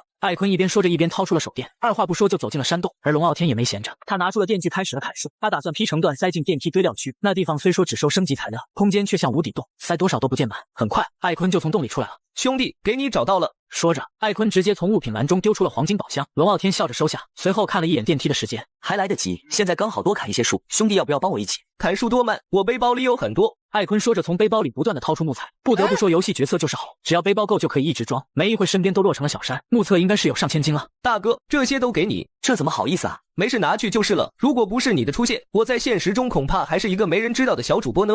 艾坤笑得很真诚，那么多的游戏主播，就他遇上了异世界的人，还遇上2次，这不是缘分是什么？龙傲天也不再推辞，把木头一股脑全塞进牛皮背包，这下短时间内再也不缺木头。等做完这些，距离电梯关闭只剩10分钟了。好了，兄弟，我要走了，咱们有缘再见。大哥，有缘咱们再见。艾坤很不舍得跟龙傲天道别。很快电梯门缓缓关闭，这时系统音响起，恭喜宿主完成歼灭任务，共击杀30只野人，奖励30枚金币，奖励已发放。果然不止25只野人啊！打开黄金宝箱之后，龙傲天又获得了5枚金币，再就是1颗万能解毒丸和犀角弓了。本来他并不怎么在意犀角弓的，毕竟自己都有好几把枪。然而当龙傲天接触到犀角弓之后，上面就显示出了一串小字：百步穿杨，使用者在400米的范围内百发百中。这串字是什么意思？该不会是隐藏属性吧？根据龙傲天的经验来分析，这应该是类似于游戏中的属性，也就是说，自己只要拿上这把弓就是百步穿杨的高手了。但是龙傲天还是有点用不上，看来只能留着吃灰，或者给秦安那伙，也算是让他有了一些保命的手段。结果说曹操、刘备就到。儿子，你出电梯了吗？我有一件非常重要的事要跟你说。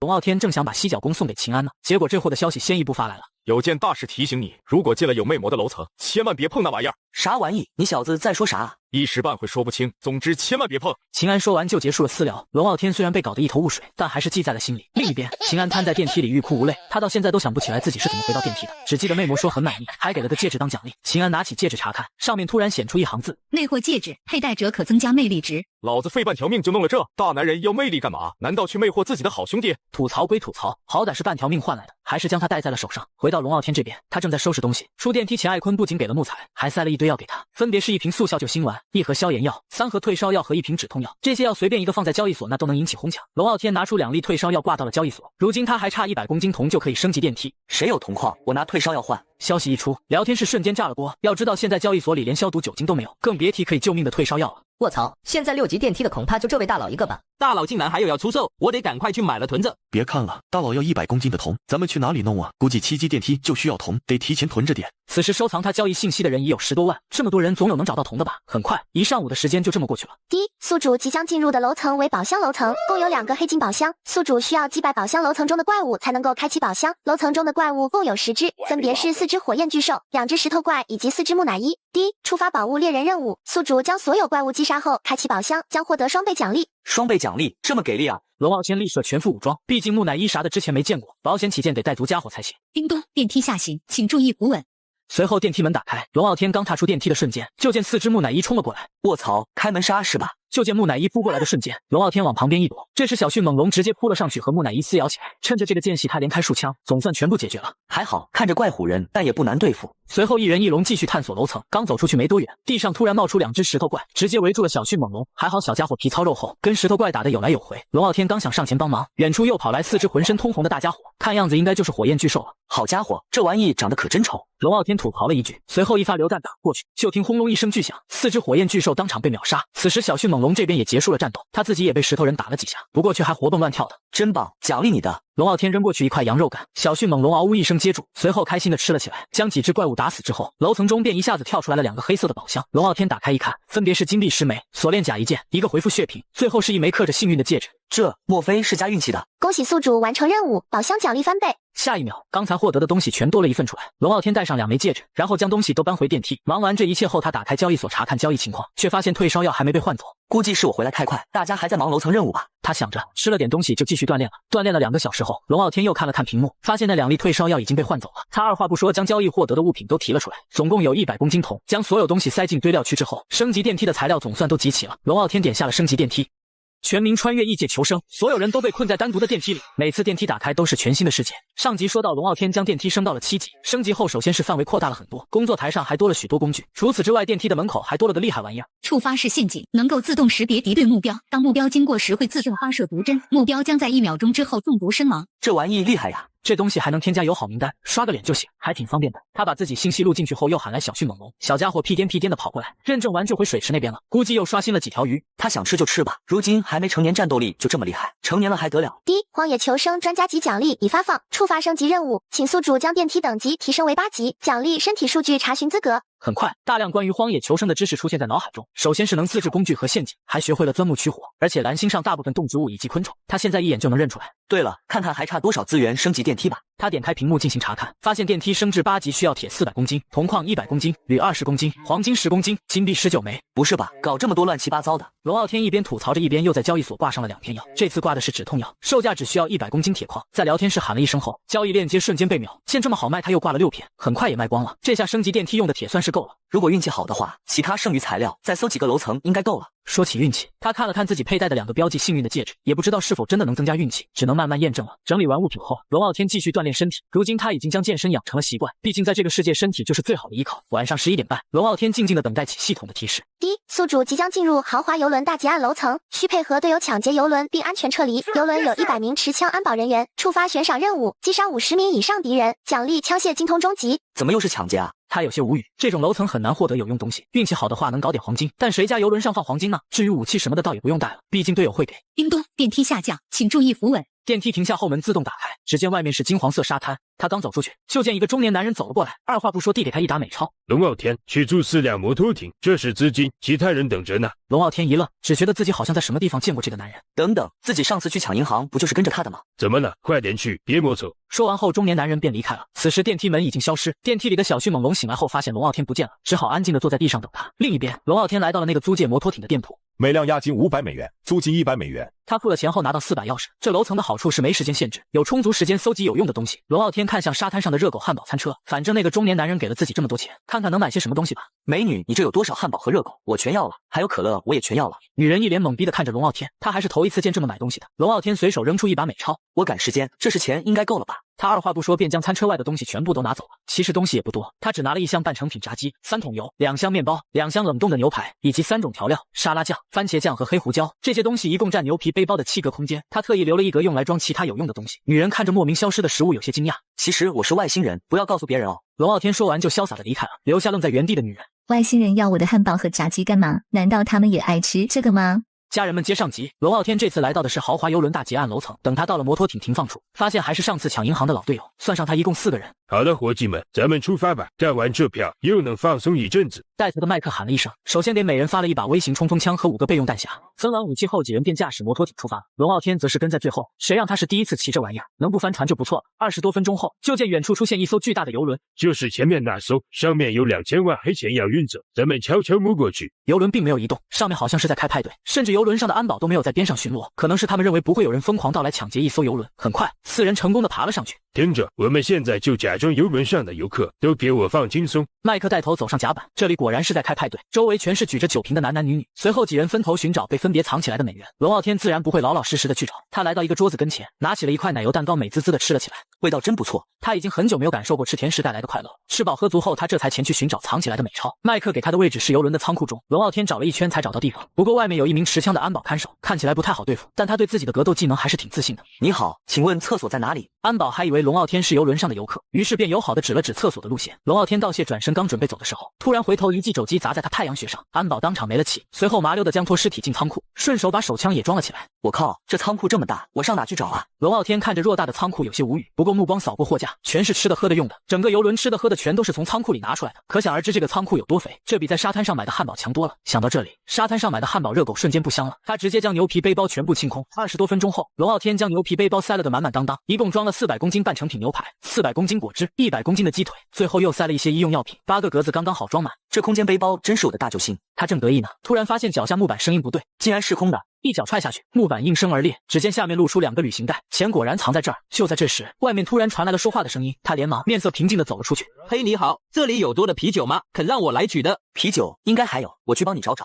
龙傲天想着能不动手就不动手，希望这个家伙能识趣一些，结果这货非要自己送死。要不我来帮你找吧，看你有些面生。安德森那家伙呢？这家伙一边说着一边走进了仓库，一扭头他便看到了躺在地上生死不知的安德森。猴泪蟹，你是谁？我是嫩爹。龙傲天骂了一声，随后转身快速制服了这人，然后揪着他的头发砸在了铁架子上，一下一下又一下，直到没了呼吸。随后他将2具尸体扔进藏钱的暗格内，然后便提着2个旅行袋晃晃悠悠地走了出去，然后用对讲机喊道：“老麦，我找到装钱的袋子了，目标太大，放在哪里 ？OK， 你去西边的围栏，那里没有游客，但是有3名安保在巡逻。小付骑着摩托艇在下面等你，把钱扔给他，然后你找机会脱身。”麦克的回复很快便从对讲机里传来，看样子他跟老崔还在寻找赃款。稍微辨认了一下方向之后，龙傲天便淡定地提着2个旅行袋向西边的围栏走去。虽然偶尔会有几个路过的游客看到龙傲天这奇怪的行为，但他们也没有在意，毕竟不关自己的事。就这样，他一路有惊无险地走到了西边的甲板，3个持枪安保正在那有说有笑的聊天，丝毫没有意识到危险即将到来。家人们皆上级，龙傲天放下装钱的旅行袋，然后朝3个安保走了过去。几位兄弟，餐厅在哪？几人被打扰到有点不爽，但还是指了方向。龙傲天笑了笑，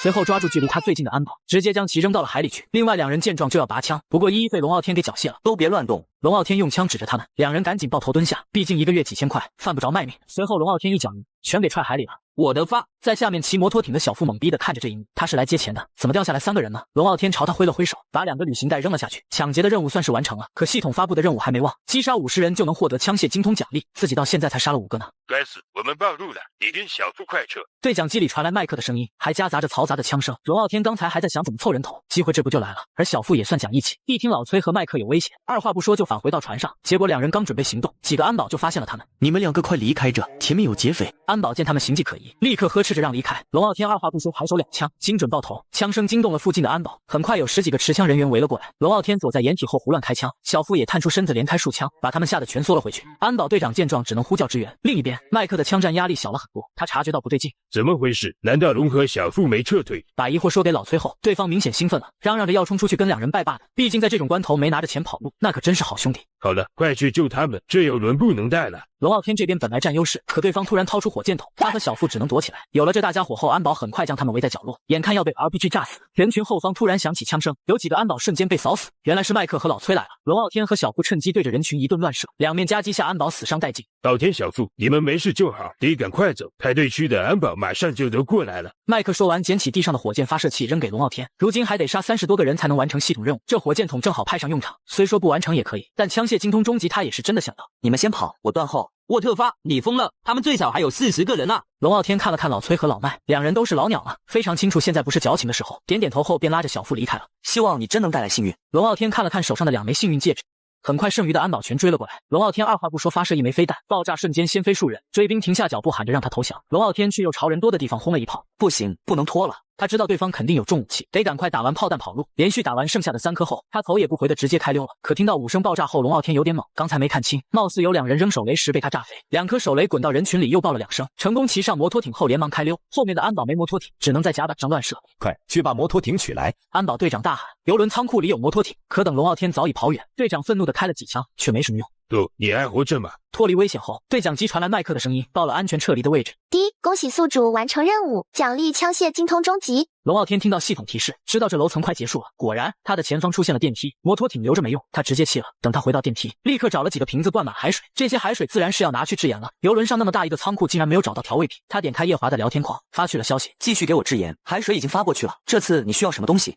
龙傲天通关游轮大劫案后，继续让叶华帮忙制盐，报酬是1粒止痛药。他现在根本不缺医疗用品，游轮仓库里搞来的药都够他用一辈子了。随后他拿出1只半成品炸鸡，搁在壁炉上烤。没多久，电梯里就飘满了奥尔良的香味。小迅猛龙循着味跑过来，龙傲天撕了个鸡腿扔过去，吃着吃着，他突然想起了好兄弟秦安。在不在好大儿，叫爸爸给你烤鸡吃。烤鸡果真吗，义父？龙傲天直接把半只烤鸡发了过去，对方激动的连喊义父牛逼。2人边吃边聊，直到深夜才各自休息。临睡前，他把升级电梯所需的材料挂到交易所，常见的材料用的是实物交易，金币的话则是用药物交易。有药这种硬通货，根本不用自己跑腿找资源。很快来到了第2天上午10点，醒来的龙傲天点开交易所一看，发现昨晚的收获还挺不错的，用了一些自己吃腻的罐头和面包，竟然换来了400公斤的铁和10公斤的黄金。如今升级只差铝和金币了，刚把这些东西塞进堆料区，系统提示就响了。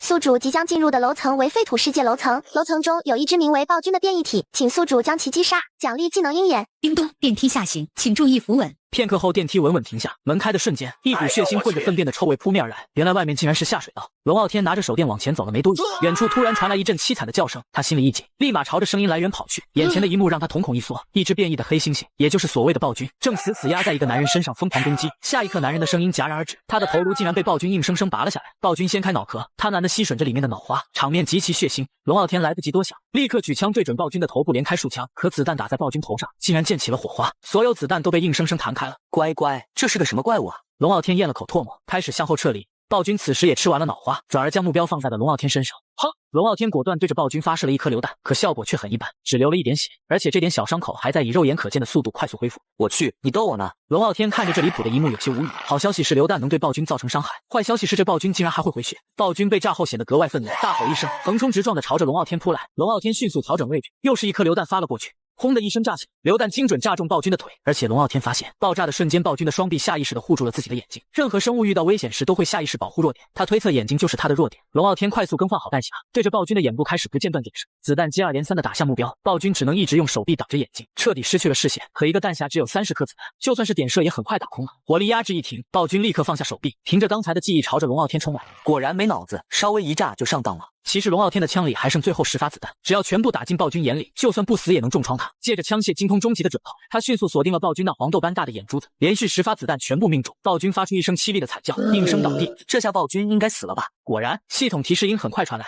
恭喜宿主完成任务，奖励技能鹰眼。龙傲天走到暴君的尸体前看了看，除了一滩烂肉，啥有价值的东西都没有。费这么大劲，感觉有点亏啊。不过好在刚才死去的男人也是求生者，他的电梯应该就在附近，希望能从里面搜出点好东西吧。只不过看那男人毫无战斗力的样子，龙傲天也没抱太大期望，转身就朝着可能有电梯的方向走去。一路向前走去，他很快便发现了一个开着门的电梯，而电梯等级竟然是5级，看来这倒霉蛋应该有不少好东西。据接上级，龙傲天走进那部5级电梯，首先是去看了堆料区，没想到里面的东西能直接取出来。是否直接将该电梯的物资转入你的电梯中？还能这么方便？他半信半疑的点了是，等会回到自己的电梯看看就知道了。随后他开始翻电梯里的其他东西，角落里有一堆饼干和罐头。龙傲天虽然不爱吃这些，但还是全都装了起来，毕竟拿回去卖了也挺好。这时他发现电梯的角落有一个方形的泥土块，这是植物吗？这哥们难道在种地？龙傲天决定将这个东西搬回去，没准以后真的能长出蔬菜，自己也能换换口味。此时离电梯关门还有30多分钟，龙傲天放下泥土块，去堆料区一瞅，升级物资果然多了。最意外的是那电梯里竟有100公斤黄金，刚想挂点要继续换东西，秦安的消息就弹了出来。喂，你小子哪来那么多药？别瞎换啊，太浪费了。你咋知道的？我才刚准备上架的。聊天室都在说你呢，不少人都等着抢你卖的药，药多珍贵啊，你省着点用。放心，我有谱，如果生病了记得找我拿。退出聊天后，龙傲天将准备上架的药物点击了取消，并不是因为秦安的劝导，而是因为他意识到物以稀为贵。他作为持有药品最多的人，自然要控制售卖的数量。正想着呢，突然听到扑通一声，原来是小迅猛龙又跳到水池里抓鱼去了。这小家伙最近是越来越活跃，龙傲天把他从水里救出来，水池里2条肥硕的淡水鱼正游着，看得他都馋了。要不今天烤鱼吃吧？20多分钟后，壁炉上的烤鱼飘出喷香，小迅猛龙蹲在旁边眼巴巴等着。龙傲天扔给他2个大鱼头，小家伙叼着鱼头，摇着尾巴吃得干干净净。只吃这些东西自然不够了，又干掉一堆生肉才饱。希望下个楼层动物多点，不然你都没吃的了。在他说这句话时，手指上戴着的幸运戒指忽然闪了闪光亮。吃饱喝足后，龙傲天继续锻炼，再加上健体丹药的效果，让他的体质早就超过常人。锻炼了一会后，龙傲天就睡觉去了。第二天中午，他还在呼呼大睡呢，系统突然响起了提示：宿主即将进入的楼层为草原楼层，此楼层危险系数对宿主来说较低，可不用担心。楼层中有多种野生动物，以及一个土著人的部落。注意，土著人对所有进入草原的外人都是敌对的。哇去，竟然真的是个动物多的楼层，这运气也太好了吧！龙傲天下意识地看了看自己戴着的幸运戒指，莫非真的是这个幸运戒指的功劳？叮咚，电梯下行，请注意扶稳。电梯快速下降，等停稳后，龙傲天走了出去，外面滚滚热气扑面而来，和电梯里的温差让他忍不住打了个喷嚏。龙傲天四下打量，不远处果然有一群正在喝水的野牛。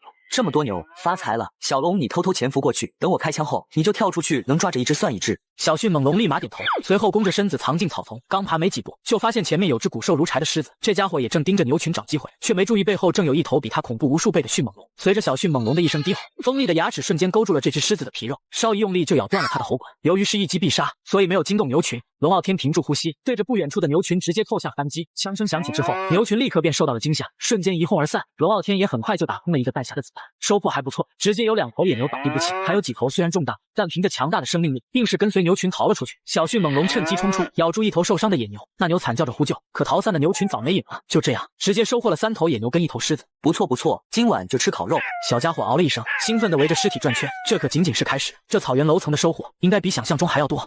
据接上集，龙傲天开始愉快地分解牛肉，小迅猛龙则是趴在旁边啃着他扔来的牛骨头。肢解一头牛挺费时间的，忙活半小时才处理了一小半。就在这时，远处传来呼喊声，就见几个野人朝这边呼呼地跑来，手里全拿着长矛之类的冷兵器。系统都说了，土著对所有外人敌对，肯定不是来聊天的。他架起枪，毫不犹豫地扣动扳机，砰砰砰砰砰，几个土著瞬间中枪倒地，剩下的那些吓得直接趴在地上，嘴里喊着听不懂的话。这就投降了？龙傲天挠挠头，突然有了主意，让这群土著帮忙处理牛肉，速度肯定比自己快。他朝天开了几枪，冲投降的土著挥挥手，那几个土著立马听话地跑过来，眼神里没了刚才的凶煞。过来，把这些野牛处理好。龙傲天指了指牛尸和旁边的牛肉，土著们秒懂，麻溜地分割起来。他则是站在一旁持枪看守，半个多小时就搞定了所有牛肉。他把肉塞进牛皮背包，连排骨和内脏也没落下。随后一人一龙便回到了电梯中。土著看到龙傲天突然消失，吓得瞬间跪地，嘴里大喊着神仙神仙。此时的电梯里，龙傲天把排骨挂在壁炉口烤干，他还要处理剩下的肉和内脏，这些东西都要烤了储存起来慢慢吃。做完这些就花了一下午的时间，终于弄完了。他刚准备睡觉，突然想起自己在交易所挂着的物资，打开交易所后发现购买的人都挺多的，只可惜全都用木头和铁换的，其他物资少得可怜。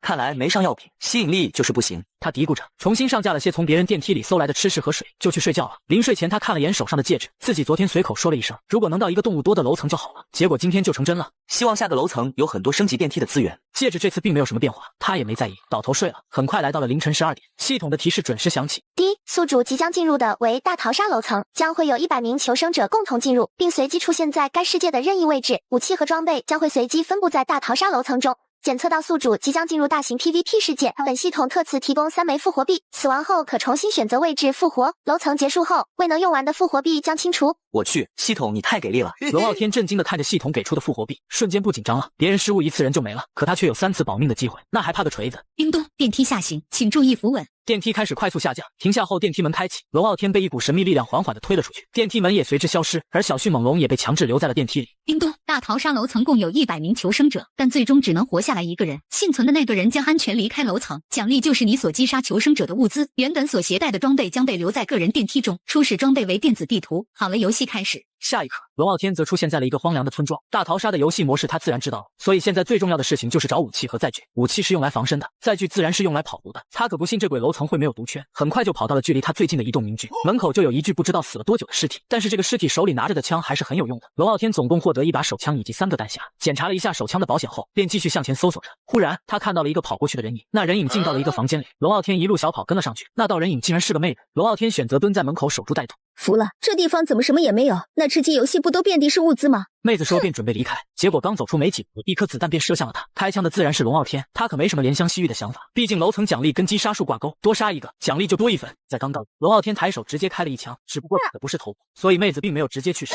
别杀我！不好意思，这个楼层只能有一个赢家。龙傲天瞄准头部补了一枪，彻底结束了对方的痛苦。简单搜了搜尸体，没找到有用的东西，他转身继续搜索其他房屋，最终收获了3个绷带、1板止痛药、2瓶能量饮料，还有一辆山地自行车。这玩意虽然有点简陋，但也比徒步强多了。叮咚，5分钟后辐射区将会收缩，请前往安全区域。龙傲天看了眼电子地图，突然心瞬间沉了，自己正处在地图边缘，刚好在第一个毒圈里。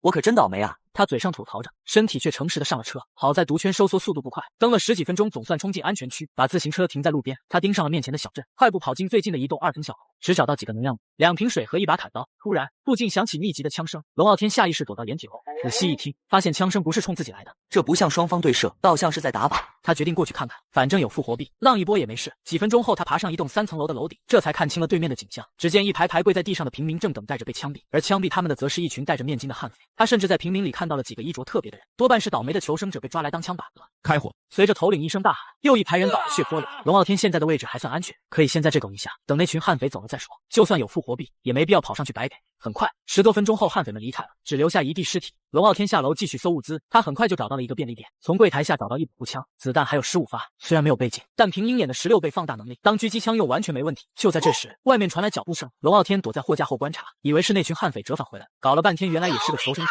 他刚想动手，远处一声枪声响起，那名求生者大腿中枪倒地，别再握，别再握！只见他艰难地挪动着身体，结果又是一声枪响，男人当场死亡。击杀他的人很快就走了过来准备舔食，躲在暗处的龙傲天冷笑一声，正所谓螳螂捕蝉，黄雀在后，不好意思了。他探出枪口连开3枪，让那人击倒。第一个男人身上啥也没有，第二个人的枪是一把 AK47，不知道是从哪里搞来的。叮咚，辐射区域即将收缩，请前往安全区。电梯的播报声再次响起，打开地图一看，发现自己竟然又在圈外面。又在圈外，要不要这么倒霉？他只能再次骑上自行车，苦哈哈地奔向安全的区域。为了避免被那些悍匪或者其他求生者赶，这次走的路是山路，虽说有些累，但胜在安全。眼看要冲进安全区，一道破空声突然响起。龙傲天凭借枪械精通，立刻判断出是带消音器的枪声。我靠，被蹲了！他从自行车上连滚几局，斜坡后，子弹刚好打在他刚才的位置，对方没再开枪，显然在等他暴露位置。可龙傲天却急了，因为毒圈正在逼近，再不出去就会被辐射区覆盖。就在这时，身后传来摩托车引擎声，一名男子骑着山地摩托冲了过来，咻的又一声枪响，子弹打在摩托车上，男人赶紧急刹车，随后也躲到了斜坡后。他人刚站稳，就看到龙傲天举枪对准自己，连忙举起手投降。兄弟，别开枪！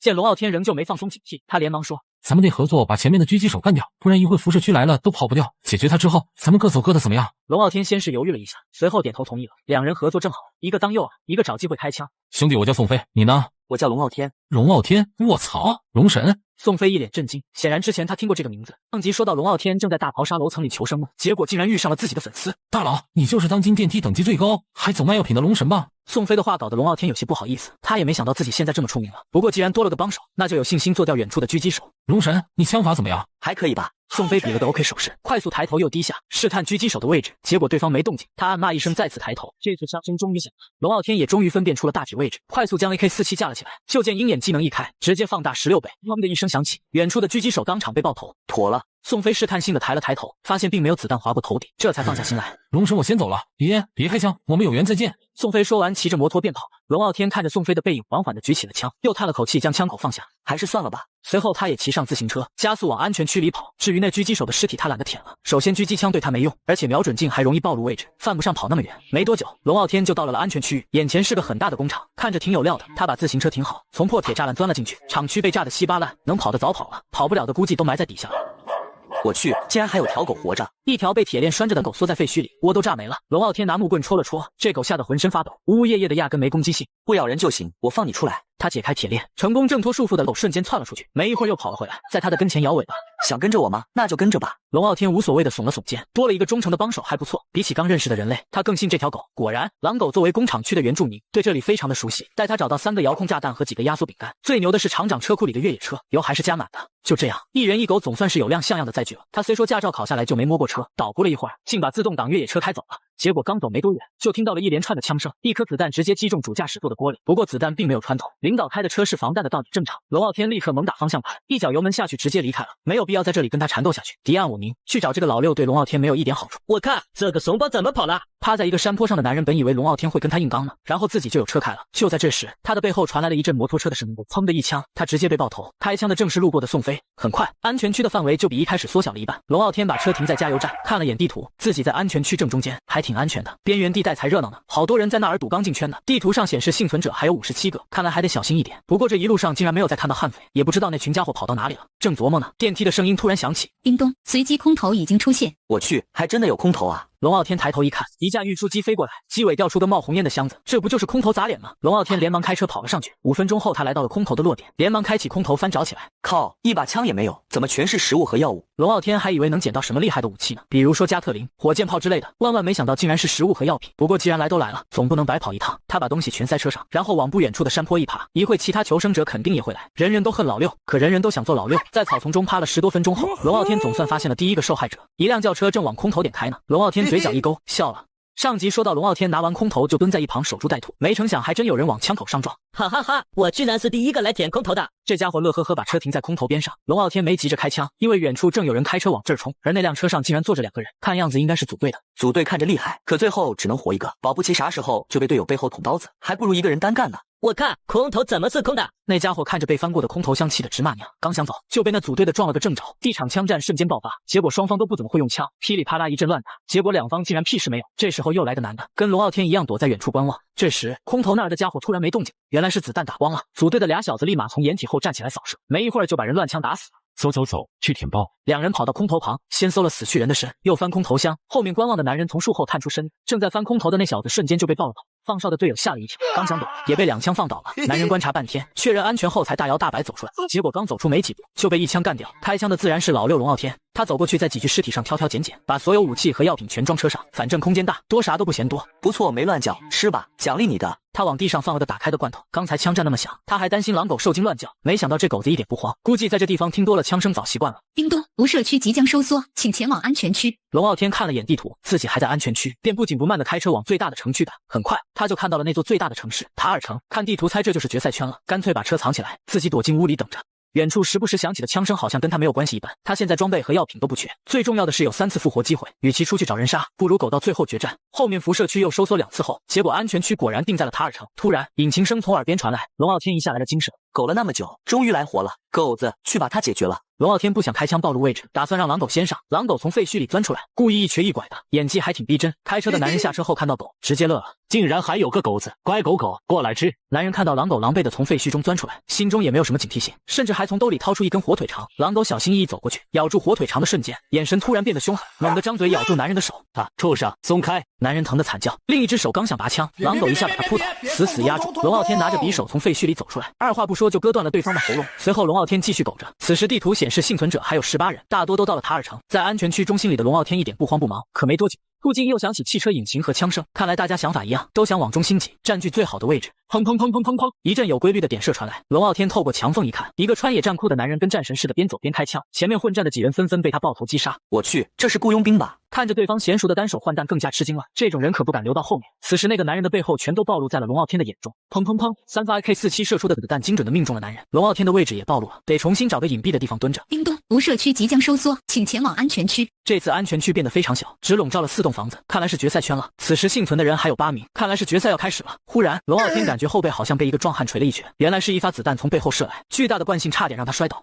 全民穿越异界求生，所有人都被困在单独的电梯里，每次电梯打开都是全新的世界。上集说到一颗子弹从背后射中了龙傲天，疼得他差点栽倒，赶紧躲到墙后，摸了摸后背全是血，这一枪差点把他送走。慌忙掏出药剂往嘴里猛灌进来，偷袭的人见他中枪还能动，明显愣了下，跟着就往龙傲天躲的墙疯狂扫射，子弹嗖嗖嵌进砖缝里，想打穿墙弄死他。没一会儿枪声突然停了，不是他放弃了，是被另一个躲在暗处的人盯上，俩人直接交火起来，枪声噼里啪啦响成一片。龙傲天趁机猫着腰挪到2楼窗边，这小楼的2楼是个小阁楼，视野还算开阔。砰砰砰砰，他瞅准一个横跨街道躲辐射的倒霉蛋，抬手几枪又送走一个。这时候幸存的只剩5人，辐射区又往回缩，最后安全区静止照着这栋楼，另外4个拼了命往这冲。龙傲天蹲在窗边先放倒一个，又跑到唯一上2楼的楼梯口守着。一阵乱枪过后，楼里就剩俩活的，是他和之前合作过的宋飞。是龙神吗？宋飞靠着1楼的墙大喊，声音抖着，又透着股按捺不住的兴奋。听到这熟悉的声音，龙傲天有些意外，没想到这货竟然活到了现在。龙神，我就知道你能留到最后，我倒要看看你电梯里有多少好东西。宋飞大笑一声，笑声里带着狠劲，然后掏出颗手雷，他拉开手雷拉环，等了2秒后直接扔上了2楼。阁楼就丁点大，手雷一炸，整个阁楼都得掀翻。龙傲天看见手雷飞过来，瞳孔猛地一缩，还没来得及躲，身边一道黑影嗖的窜了出去，是大狼狗。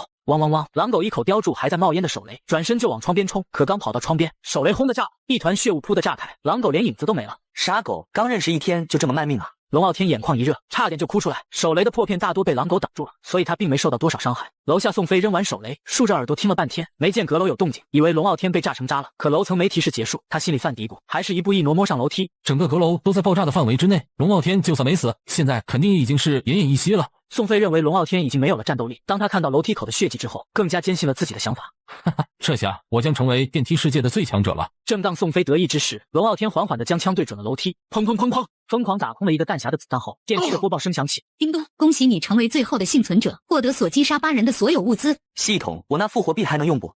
本楼层内均可使用。那就好。他拿手枪对准太阳，砰的一声之后，他重新出现在阁楼里。复活后的龙傲天状态全满，之前受到的伤害全部消失。他活动了下身体，又看向狼狗消失的地方，叹了口气。只可惜复活币只能给自己用。重新打起精神，这时屏幕上弹出了汇总，龙傲天一共杀死了8名玩家，所以这些玩家的所有财产都归他所有。首先是食物和水，这玩意不嫌多。龙傲天虽然不差水，但是缺装水的容器，所以他全部都拿走了。枪支弹药自然是一点也不会浪费。升级电梯用的物资全部都自动传送进了龙傲天的堆料区中。挑拣完所有的东西之后，龙傲天回到了自己的电梯中，按下关门后，这个楼层也是终于结束。束。小迅猛龙依旧非常亲昵地撞了撞龙傲天，跟他玩了一会后，龙傲天来到堆料区查看了一下自己能否升级了。不出意外的话，升级材料果然够了，并且还溢出了一大堆。按下屏幕上的按钮后，电梯开始震动，空间再次翻倍。这次电梯内部的格局发生变化，厕所和床的位置被单独隔开，电梯门的毒刺陷阱也多出来了2个。最显眼的是工作台，之前跟个摆设似的，现在旁边多了个电子屏，上面密密麻麻全是物品制作方式。我靠，还能修枪！龙傲天盯着工作台，眼睛都亮了。他手里现在有17把枪，有的卡壳，有的缺零件，这下全能修了。上集说到完成大逃杀楼层后，龙傲天将电梯升到了9级。第一，触发升级任务，请宿主将电梯的等级升至10级，奖励装备合成表，系统奖励的所有物品皆可在工作台中合成。啥都能做，岂不是牛皮背包也可以？龙傲天眼睛瞬间亮了，他第一个念头就是牛皮背包，要是能合成一堆，岂不是可以无限制的往里面塞东西？可眼下升10级还差10枚金币，以及铜和铝各120公斤。恭喜你求生者，你的电梯即将到达10级，接下来需要完美通过3个楼层才可以将电梯升至10级。完美通关3个楼层，搞什么啊？他本打算去交易所凑齐材料直接升10级呢，结果这狗电梯竟然玩起了套路。龙傲天只好接受现实。此时是上午10点，跟小迅猛龙吃了些东西后，他便休息了。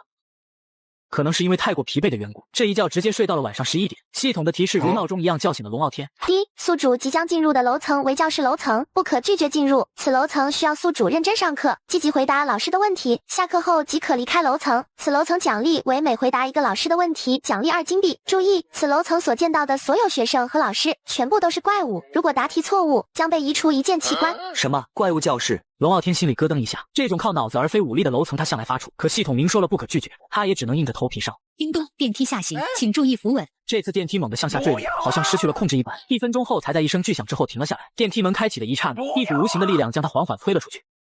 进入教室之后，忽然觉得这个教室好像有些眼熟，这不就是我第一次进入的楼层吗？就见教室空荡荡的，他凑到课程表一看，顿时倒吸一口冷气，除了语文、数学，其他课程全透着诡异，就比如如何模仿人类、人类的生活习惯以及如何消灭人类。这哪是学校，分明是怪物培训基地啊！龙傲天忽然突发奇想，直接将讲桌的抽屉拉了出来，只见里面果然放着一把砍刀，跟他之前捡到的那把一模一样。突然，刺耳的上课铃声突然响起，原本安静的走廊瞬间变得吵闹起来。龙傲天在最后一排随便找了个座位坐下，很快教室中就走进了很多奇形怪状的学生，而龙傲天的同桌正是一个长相吓人的小女孩。不用想，这阴森的样子肯定就是鬼魂了。你好，新同桌，我叫林可。你好，我叫龙傲天。龙傲天强忍着不是跟同桌打了声招呼。就在这时，一位女老师走进了教室，她看起来并不像怪物，而像是一个活生生的女人。这节课我们学习如何混入人类的社会。首先，混入人类社会需要你们拥有一副人类的外观。后面那位男同学做的就很不错，不仅变成了正常的样子，还带上了道具。不过枪械在人类社会中是禁止平民随身携带的，所以这位同学以后要注意。被指的人正是龙傲天。一瞬间，几十道目光锁定在了他的身上。龙傲天一愣，这才发现自己腰间的枪露了出来。其中一个学生低声嘟囔：“他好像真人类啊，我好想吃了他。”这恰恰说明这位同学伪装得很好，我们都要向他学习。好了，现在让我看看你们的伪装技术练习的怎么样了。给你们5分钟，5分钟后我会一个一个的检查。老师说完后，其他的学生也是连忙伪装起来。龙傲天看着自己的同桌浑身被一股黑气包裹，片刻后变成了一个正常的小女孩。傲天同桌，我的伪装怎么样？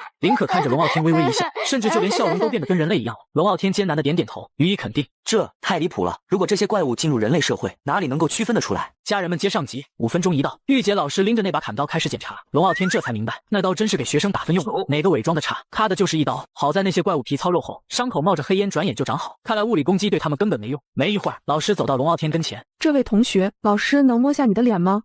可以吧？龙傲天僵在座位上，后颈直冒冷汗。很快，他便感受到了一双冰凉的手捏了捏自己。很好，你这模样混进人类堆里，没人能认出来。说完，老师又看向林可，忽然寒光一闪，老师手起刀落，林可的头直接被砍了下来。你的阴气侧漏了，不及格，明天把家长叫来。老师别叫家长啊，我错了。林可的头颅虽说滚落到了课桌上，但依旧在可怜巴巴的求饶。没得商量。好了，同学们，我们来随堂提问。玉洁老师说完又回到讲台上，然后拿出粉笔在黑板上写了起来。7年前，妈妈年龄是儿子的6倍，儿子今年12岁，妈妈今年几岁？这道题谁来回答？龙傲天瞅着题愣了，这不是小学数学题吗？可环顾四周，怪物学生们全低着头，没人敢举手，跟怕被点名的小学生似的，这也太真实了。为了获得金币，龙傲天二话不说就将手举了起来。好，这位同学，你来回答。37岁。很好，请坐。龙傲天松了口气，看来跟他想的一样，这并不是什么脑筋急转弯，这题就是这么简单。很快第2题来了，用一根绳子绕树3圈于30厘米，绕4圈差40厘米，树周长几厘米，绳子长几厘米。龙傲天稍微心算了一下，果断就举手了。这次依旧没人举手，龙傲天自然是被选到了。树的周长70厘米，绳子长240厘米。很好，请坐。又是2枚金币到手，这特么也太简单了吧？可第3题一出来，龙傲天直接懵了，题目是怎么样能够更高效的杀死更多的人类。老师话音刚落，一个学生就抢答：潜入人多的地方把他们全吃了。方法不错，只不过你的方法太过粗暴。下一位同学，装作正常的人类，然后通过灵异方式慢慢杀死周围的人，效率太低。下一位。这时龙傲天忽然想到个招，就是用贞子那套，找个鬼录诅咒录像带，多复制几份发网上，搞点小奖励诱导点击，比如看完奖励5块钱，保准一堆人好奇点开。轮到他回答时，一说完，玉洁老师眼睛都亮了，还奖励了一朵小红花给龙傲天。后面的几个问题也大都是围绕着人的一些生活习性问的。龙傲天本身就是人类，打起来手拿把掐，没一会儿他手里的金币涨到16枚，还得了3朵小红花。离下课还有15分钟，再挺挺这个楼层就结束了。本来听到这个楼层都是怪物，龙傲天还有些害怕了，没还好这节课是伪装人类，不然他早被拆穿了。这世界的人类也太惨了，一群怪物专门研究怎么霍霍人。剩下的时间里，老师讲的全是怎么坑人类的招，龙傲天学了也没什么用，都是左耳进右耳出。终于，刺耳的下课铃响了，老师没拖堂，学生们也一窝蜂的跑了。电梯重新出现在教室中，龙傲天急忙走了进去，随后按下了关门按钮。电梯给的奖励也出现在了龙傲天的堆料区中，如今升到10级的材料已经够了，就差完美通过2次楼层了。第一，恭喜宿主完成任务，奖励小天才称号，解锁理智属性，当前智力为20，理智为2。瞬间，龙傲天的个人属性面板就出现了变化，名字的旁边跟着3个字小天才。而理智，根据上面的介绍，意思就是在遇到精神攻击时的抵抗能力，以及在极度危险时能够保持镇静的几率。这奖励还行，以后再遇着鬼，至少不会被吓得腿软了。据接上集，龙傲天前2晚在大逃杀和怪物教室里折腾的够呛，他这会儿正睡得跟死猪一样，正迷糊着呢。系统提示响了，第一，即将进入交易楼层，可随意交易，该楼层禁止发生冲突。叮咚，电梯上行，请注意扶稳。电梯平稳升了没会儿就走了，门一开，熟悉的交易楼层又出现了。小迅猛龙也好奇的探头向外看去，你跟我一起出去吧，可别乱咬人啊！小家伙嗷了一声应着，然后跟着一起逛了起来。交易楼层还是上次的布局，龙傲天也是凭借着记忆来到上次购买子弹的摊位。老板，步枪的子弹有吗？有，穿甲的还是普通的？穿甲贵点，但能打穿防弹衣。穿甲的多少钱？1金币10发。龙傲天心里咯噔一下，他多余的金币只有6枚，全买穿甲弹也才60发，那来30发穿甲，剩下的买普通的。好嘞。龙傲天接过子弹正准备走，眼角瞥见摊位角落立着块牌子，上面写着求购治疗渐冻症药剂。老板，这是你的吗？这是别人的求助，有货的话去对面33号摊位看看。谢了啊，老板。龙傲天心里瞬间乐开了花，万能医药箱可不就是治百病的吗？这东西他刚好有。顺着路走了一阵，老远就看见33号摊位后面坐着个摊主，旁边停着把轮椅，轮椅上坐着个人，看样子就是需要治疗的人。我有治疗渐冻症的药，拿来看看吧。这些天来的人不少，没一个靠谱的。我这药能一次性治好。见龙傲天这么自信，男人直接拿出了一摞金币。这是200枚金币，只要你能治好，我再给你300枚金币，这是我的全部身家了。看着那金灿灿的一堆，龙傲天直呼发财了。他拿着万能医药箱走到轮椅旁，面前立刻弹出一个只有自己能看到的治疗选项。点下选项的瞬间，龙傲天的双手忽然自己动了起来，像有人在操控似的轻轻按在患者身上，旁边还跳着个进度条。10多分钟后，进度条走完了，可以了。龙傲天话音刚落，万能医药箱嗖的一下消失了。摊主见怪不怪，毕竟在这地方再神奇的事都不新鲜。可下一秒，轮椅上的男人忽然睁开了眼。我好像能说话了。将军，你能说话了，你感觉怎么样？我的腿好像能动了。男人一边说，一边慢慢从轮椅上站了起来，还试着走了2步，跟正常人没两样，给摊主都快看哭了。兄弟，这些都是你的报酬，太谢谢你了。摊主赶紧把剩下的300枚金币推过来，语气诚恳。他也没想到10几分钟就治好了。龙傲天点点头，把500枚金币一股脑装进牛皮背包，然后转身就走。他本来只想算点钱补些子弹的，没想到这一把直接意外报复，那必须得再买点东西。小迅猛龙全程跟在旁边，虽然对啥都好奇，眼睛东张西望的，但一声没叫，就安安静静的跟着龙傲天。路上还有人出价50枚金币想买他，全被龙傲天摆手拒绝了。很快，他又回到卖子弹老板的摊位，再给我装180发穿甲子弹。哟，你这是赚大钱啊！刚才还只买30发，这会直接加码。龙傲天没细说，财不外露的道理他还是懂的。随后他又买了20发高爆榴弹，这东西1金币2枚，再加上子弹，一共28枚金币。龙傲天付了钱后，又在市场里转了转。交易楼层非常大，可以说卖什么的都有。龙傲天后面又花了15枚金币买了一大堆调味品和1桶25公斤的食用油，这价格还算划算。本来龙傲天还想去体验一下牛逼的高科技武器呢，但是那些科技激光枪、外骨骼机甲啥的，价格高的离谱，动不动就好几百金币，绝对不是现在的他能买起的。差不多了，小龙龙，咱回去吧。小迅猛龙叫了一声，赶紧跟上。回到电梯，关上门，龙傲天忽然瞥见系统面板上的显示，这楼层也算完美通关，目前进度就差最后一个楼层了，下一个会是什么呢？家人们接上集，在休息了1天后，系统提示突然响了起来。第一，宿主即将进入的楼层为冰河末日，此楼层中有30只雪怪，10名掠夺者，这些掠夺者都是人类，拥有强力的武装。在楼层中标记为 B 的房屋中有一个锁住的箱子，开启后将获得一把充能手枪，建议宿主携带地雷。第一，触发任务，请宿主击杀所有掠夺者，任务奖励是记忆金属1块，记忆金属是制造万能钥匙的原材料。又是冰河末日楼层，龙傲天赶紧给自己裹了件围脖，不用想，外面肯定冷的能冻死人。叮咚，电梯下行，请注意扶稳。片刻后，电梯停稳，龙傲天刚走出去，一股寒风就跟刀子似的扑面而来，砰砰砰砰砰砰。砰砰砰砰砰！不远处传来一阵密集的枪声，一下子吸引了龙傲天的注意。他跑过去一看，枪声的来源就是自己的目标，那个标记了 B 的房屋。用鹰眼技能一看，一群浑身雪白、身形庞大的怪物正往屋里冲。屋里的枪声断断续续，想必就是那些掠夺者。看这架势，雪怪肯定打不过装备精良的掠夺者。龙傲天心里有了主意，等雪怪全被杀光，自己再动手收拾掠夺者。他悄悄往房屋靠近，掠夺者总共才10个人，所有注意力都在雪怪身上，压根没人注意到暗处的他。B 房是栋1层的大平房，有2个出口。龙傲天瞅了瞅，自己这边停着掠夺者的雪地摩托车，看来他们大概率会从这个门出来。原来地雷是用在这个地方的。他蹲下身把地雷埋在门口，又用雪细细盖好，确保看不出来痕迹。没几分钟，枪声渐渐停了，30只雪怪全被解决。10名全副武装的掠夺者说说笑笑的推开房门，刚踏出第一步，地雷突然炸了，无数钢珠乱飞，3名掠夺者当场倒地，没了动静。趁他病要他命，龙傲天对着门口直接扣动了榴弹发射器的扳机，又有3名掠夺者倒在爆炸里，剩下的4名掠夺者慌了，赶紧举枪还击。可龙傲天的枪法又快又准，对着他们挨个点射，没一会儿就全解决了。就这啊！龙傲天走上前，把掠夺者的防弹衣和枪全收了，然后走进 B 房，那个锁住的箱子压在一具掠夺者尸体下面，看样子这些人也是冲着箱子来的。他掏出提前准备好的万能钥匙，往锁上一贴，咔嚓锁开了。万能钥匙用一次就自动消失。龙傲天倒不慌，系统等会儿给的奖励就是造钥匙的材料，等电梯升级，在工作台上就能造新的。箱子里躺着一把小巧的充能手枪，旁边还压着张说明书，上面写着按住扳机吸收空气中的能量，松开发射，威力看充能时间，实验型武器，威力巨大，谨慎使用。手枪罩门处有个能量条，应该是显示充能进度的。他往后撤了段距离，对着面前的房子按住扳机，能量条飞快的涨，10多秒后满了，手枪还微微震动起来。龙傲天赶紧松手，轰的一声巨响，他像被人狠狠推了一把，直接撞在后面的墙上，脑子嗡嗡直响。再看前面的房子，被打穿了2个整整齐齐的大洞。刚才啥玩意儿把我顶飞了？是后坐力。龙傲天揉着后背站起来，决定一点点是充能时间，试了几次，终于找到自己能承受的极限，5秒。5秒充能的能量弹威力也不小，跟 RPG 差不多。以后就是5秒真男人了。龙傲天又走到雪地摩托前，这么大的摩托带回去也没用，他干脆把能用的零件都拆了。这时候电梯的停留倒计时也快结束了，他赶紧带着零件返回电梯。回到电梯里，龙傲天把掠夺者的防弹衣和保暖套装翻出来，被炸坏的防弹衣挂到交易所换升级物资。现在电梯里温度低，不少人没解锁壁炉，只能靠生火堆度日，肯定有人要。完好的保暖套装自己留着。忙完这些，他点击了升级电梯的按钮，很快电梯升级完成，空间大了些。更惊喜的是交易所也升级了，现在能把要卖的东西寄存在交易所里，不用堆在电梯占地方，以后东西多了还能当临时仓库用。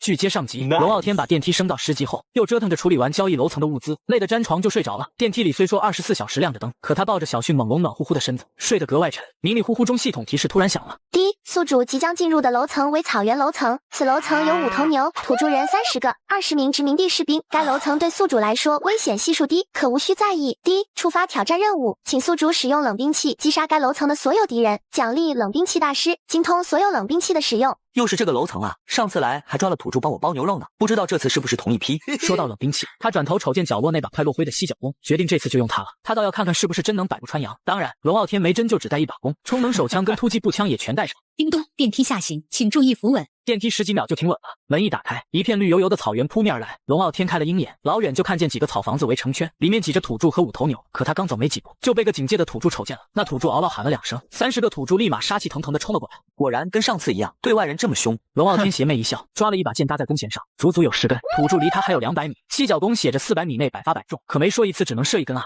嗖！龙傲天把弓拉成满月，猛地松手，10根箭一开始歪歪扭扭的，眼看要落地，忽然跟装了靶房似的，唰的把正方向直冲冲射向土著，噗噗噗噗噗，10几名土著当场倒地，没了动静。还真能行。龙傲天又搭了10几支箭，这箭竟然还会漂移，精准追着土著跑。他甩了甩酸胳膊，连续拉满弓是真费劲儿。剩下几个土著彻底吓懵了，扔了武器就趴地上投降。龙傲天没杀他们，留着一会还有用。就在这时，远处一队士兵慢悠悠走了过来，嘴里还嚷嚷着30个土著能卖好价钱，正高兴着呢，10几根箭从空中垂直落下，瞬间杀了10个士兵。是敌袭，敌人在那边，说记。火枪砰砰砰响成一片，龙傲天却毫发无损。这时代的火枪准头太差，而且他们遇上的是开挂的龙傲天。龙傲天慢悠悠搭好10根箭，再见了您嘞！松手的瞬间，最后10个士兵全被射下马，马匹四散奔逃。这弓是真好用，要是有爆炸箭头就更绝了。龙傲天背着弓走进部落，眼里就盯着那5头牛，不仅能当肉吃，还能包牛皮合成背包。他杀了牛，对着投降的土著比划了几下，示意他们肢解牛肉。土著立马懂了，拿起刀就忙活。小迅猛龙在旁边转眼，吓得他们动作都快了不少。龙傲天则去捡士兵的物资，20支火枪，20袋子弹，全装起来回头卖交易所。刚回电梯整理好背包，系统提示就响了。第一，宿主任务已完成，奖励已经发放。这就完了。龙傲天有些诧异，剩下的那几个土著就这么对自己放下了敌视的心理，这也太没骨气了。返回部落后，那些土著依旧在努力分解着5头牛，这一头牛大概可以出200公斤的肉，装进牛皮背包里刚刚好。半个多小时后，总算是忙活完了。龙傲天也满载而归的返回了电梯，随后他把多余的牛肉、牛骨头挂交易所，用金币或升级物资做交换。刚挂上去，聊天室就炸了。有人好奇他突然出售的大量食物，更有人震惊他已达10级。要知道，不少人此前以为7级已是当前最高等级。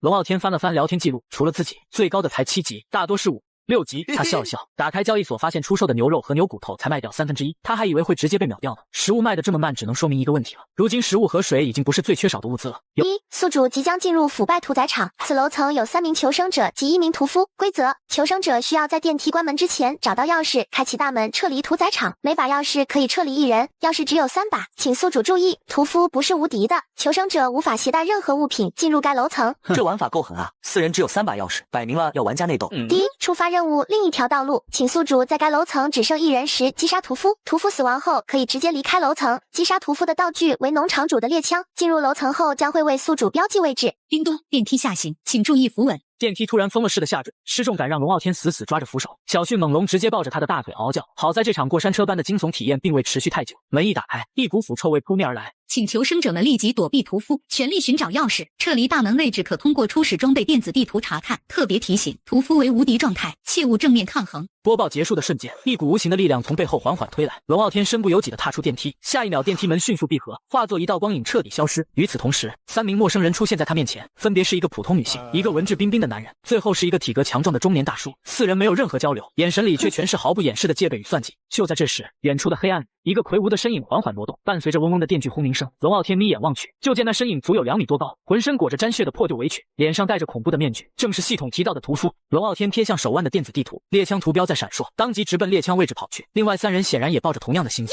几乎在同一时间四散奔逃。龙傲天循着地图的指引，快步冲进一间挂满牛羊尸体的库房，里面腐臭气味呛人。他屏住呼吸，开始寻找线索。刚翻找片刻，门外就传来电锯声，而且听动静，分明是朝着他这边来的。这丑东西怎么直奔我来了？龙傲天顾不上找猎枪，转身就往门外冲。可刚踏出库房，迎面就撞上了堵在门口的屠夫。那带着铁锈味的电锯已经举过头顶，眼看就要劈下来。龙傲天身体猛地向侧面一滑，堪堪躲过电锯。他来不及喘息，抬腿对着屠夫的肚子狠狠踹去，砰的一声闷响，屠夫却纹丝不动。龙傲天尴尬地抽回脚，扭头就往库房后方的草料堆跑。这货是铁做的吧？而且长得也太尼玛丑了。谁料这话竟被屠夫听了去，他突然发出一声低沉的嘶吼，迈开大步追了上来。我靠，这货还是顺风耳！龙傲天吓得头也不回，拼尽全力冲进一旁的草料堆。他趴在草堆里大气不敢出，直到电锯声渐渐远去才松了口气。这时他注意到一旁放着一把强光手电，可以致盲屠夫，不过好像快没电了。算个好东西。龙傲天赶紧把电筒塞进背包里。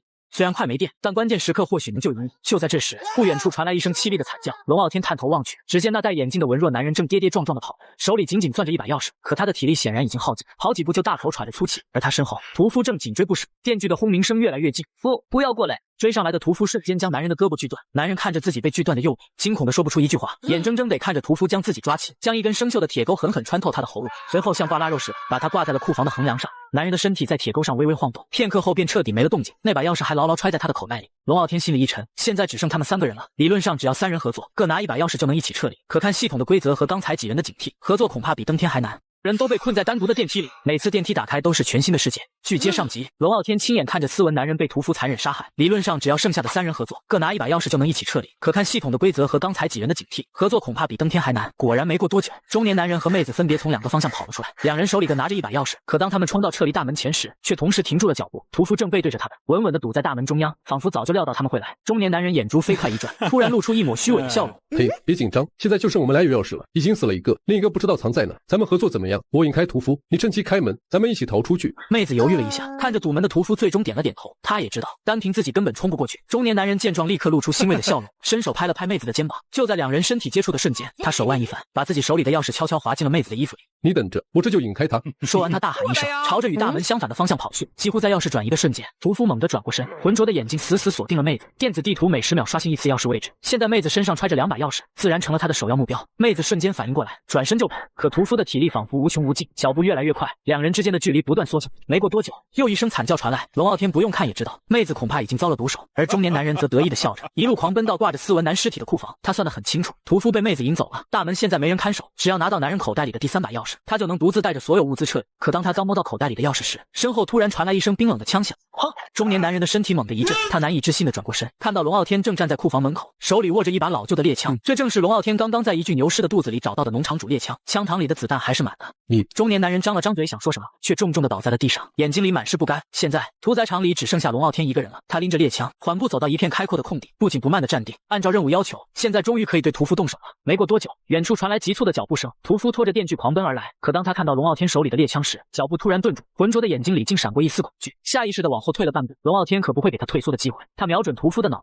毫不犹豫地扣动了扳机，子弹精准命中，屠夫的身体猛地一僵，随即轰然倒地，电锯嗡地响了几声，最终彻底熄灭。第一，隐藏任务另一条道路完成，奖励禁止隐身已发放，请宿主自行查看。系统的提示音适时响起，龙傲天手里的猎枪化作一道光影消失不见。下一秒，强烈的失重感再次袭来，眨眼间龙傲天已经回到了熟悉的电梯里。小迅猛龙正蹲在门口，见他回来，立刻摇着尾巴扑了上来。电梯屏幕上正显示着另外3名求生者的物资清单，龙傲天随手一点，所有升级电梯用的材料便自动归入堆料区，剩下的物资他挑挑拣拣，留下了20个肉罐头、15瓶水、5个面包、3个苹果、10多斤风干肉，还有12粒消炎药、1瓶消毒酒精和1包止血散。先试试新能力。龙傲天心念一动，开启了静止隐身，他站在原地一动不动。2秒后，诡异的一幕发生了，他的身体竟缓缓变得透明，最后彻底消失，连带着身上的衣服都没留下一丝痕迹。小迅猛龙正围着他转圈，突然发现龙傲天不见了，顿时慌了神，鼻子不停在他刚才站着的地方嗅来嗅去，尾巴也紧张地夹了起来。哈哈，这能力不错。龙傲天笑着解除隐身，身形重新显现。他摸了摸小迅猛龙的头，心里盘算着就是不能移动有点可惜，不过用来躲怪或者偷袭绝对是神器。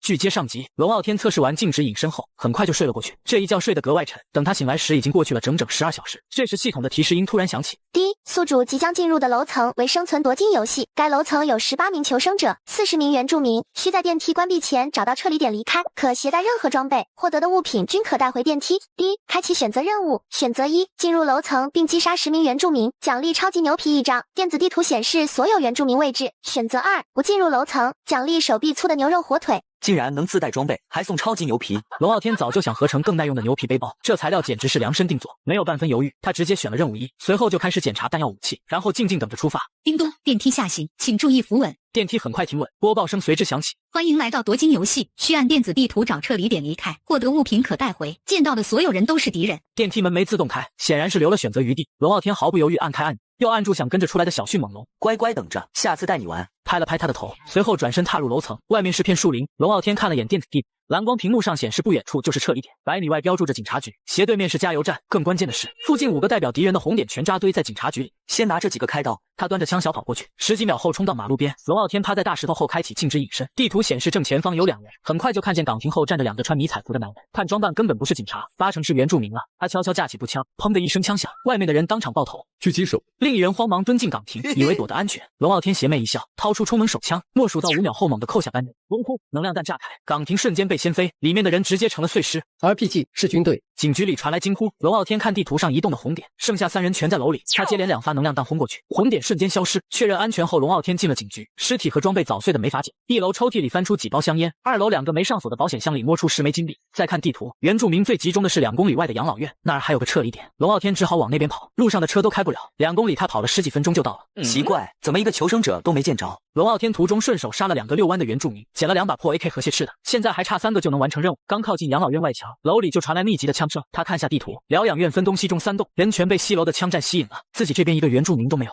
先搜搜房间，再去西楼。龙傲天翻窗进去，从武器箱里找到些步枪配件，还有烟雾弹、闪光弹。没多久又撞见个保险箱，轻轻一扭就开了。箱子里是个手提箱，上面写着升级套装，这可是好东西。把升级套装收起来后，他顺着走廊摸向西楼。刚才枪声停了，楼梯口没人守。地图显示3楼还有10多个原住民。龙傲天掏出冲门手枪，对着楼道扣下扳机，血肉横飞间搜刮战利品的原住民直接成了血雾。这枪威力真顶。他暗叹一声，转身就跑。地图显示周围的原住民正往这边冲，再不走就被围了。撤离点在东楼负1楼，龙傲天一路狂奔过去，途中又顺手解决几个原住民。任务刚好完成，负1楼是条漆黑的通道，他正犯嘀咕不会有滚了，5秒后电梯就出现在眼前。第一，任务完成，奖励超级牛皮1张。龙傲天走进电梯，看着背包里的超级牛皮和升级套装，笑得合不拢嘴。虽说没捡着太多宝贝，但这2样已经值了。据接上集，龙傲天刚回到电梯，第一时间就拎着升级套装冲去堆料区，系统弹出提示：检测到电梯升级材料，可用于10级升11级。卧槽，真重啊！他立马点下升级键，电梯嗡的响震，等级跳到11级。虽说没别的新功能，但空间又扩大了不少。第一，电梯升级任务完成，奖励牛皮背包，每个存放重量上限加300公斤。第一，触发新任务，将电梯升至12级，奖励全属性+1。等休息够了，龙傲天拎着超级牛皮去工作台，没多久就缝好个新牛皮背包。看着2个一模一样的背包，他突然冒了个离谱想法，把新背包塞进旧背包里，行不行？说干就干，他把新背包往旧背包里一塞，嘿，还真进去了。点开背包界面一看，原本5格的旧背包，新背包竟单独占1格，还能展开，总格子直接跳到10格，再叠一个新的，格子还能再加5格。刚收拾好背包，系统提示炸了。